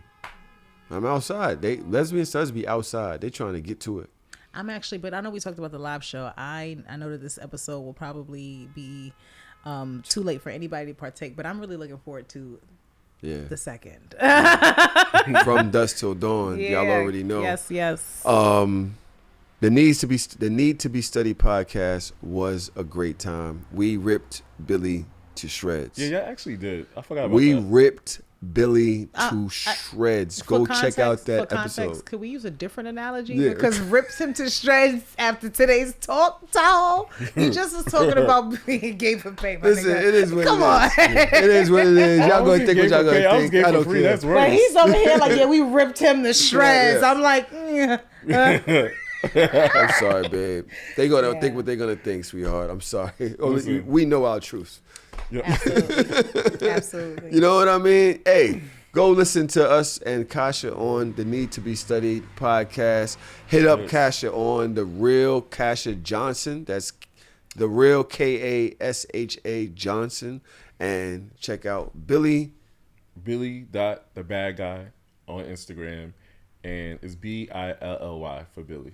If you want to come to the live show, go on over to Instagram, or just search City Winery, Hardorsoft. The show should come up, or go up to our Instagram. The link is in my bio. Go to Tahoe_TV. Y'all know where to find me, and y'all know what the fuck I'm about to do. I'm going out. I'm getting the fuck out of here right now. All right, it's a show.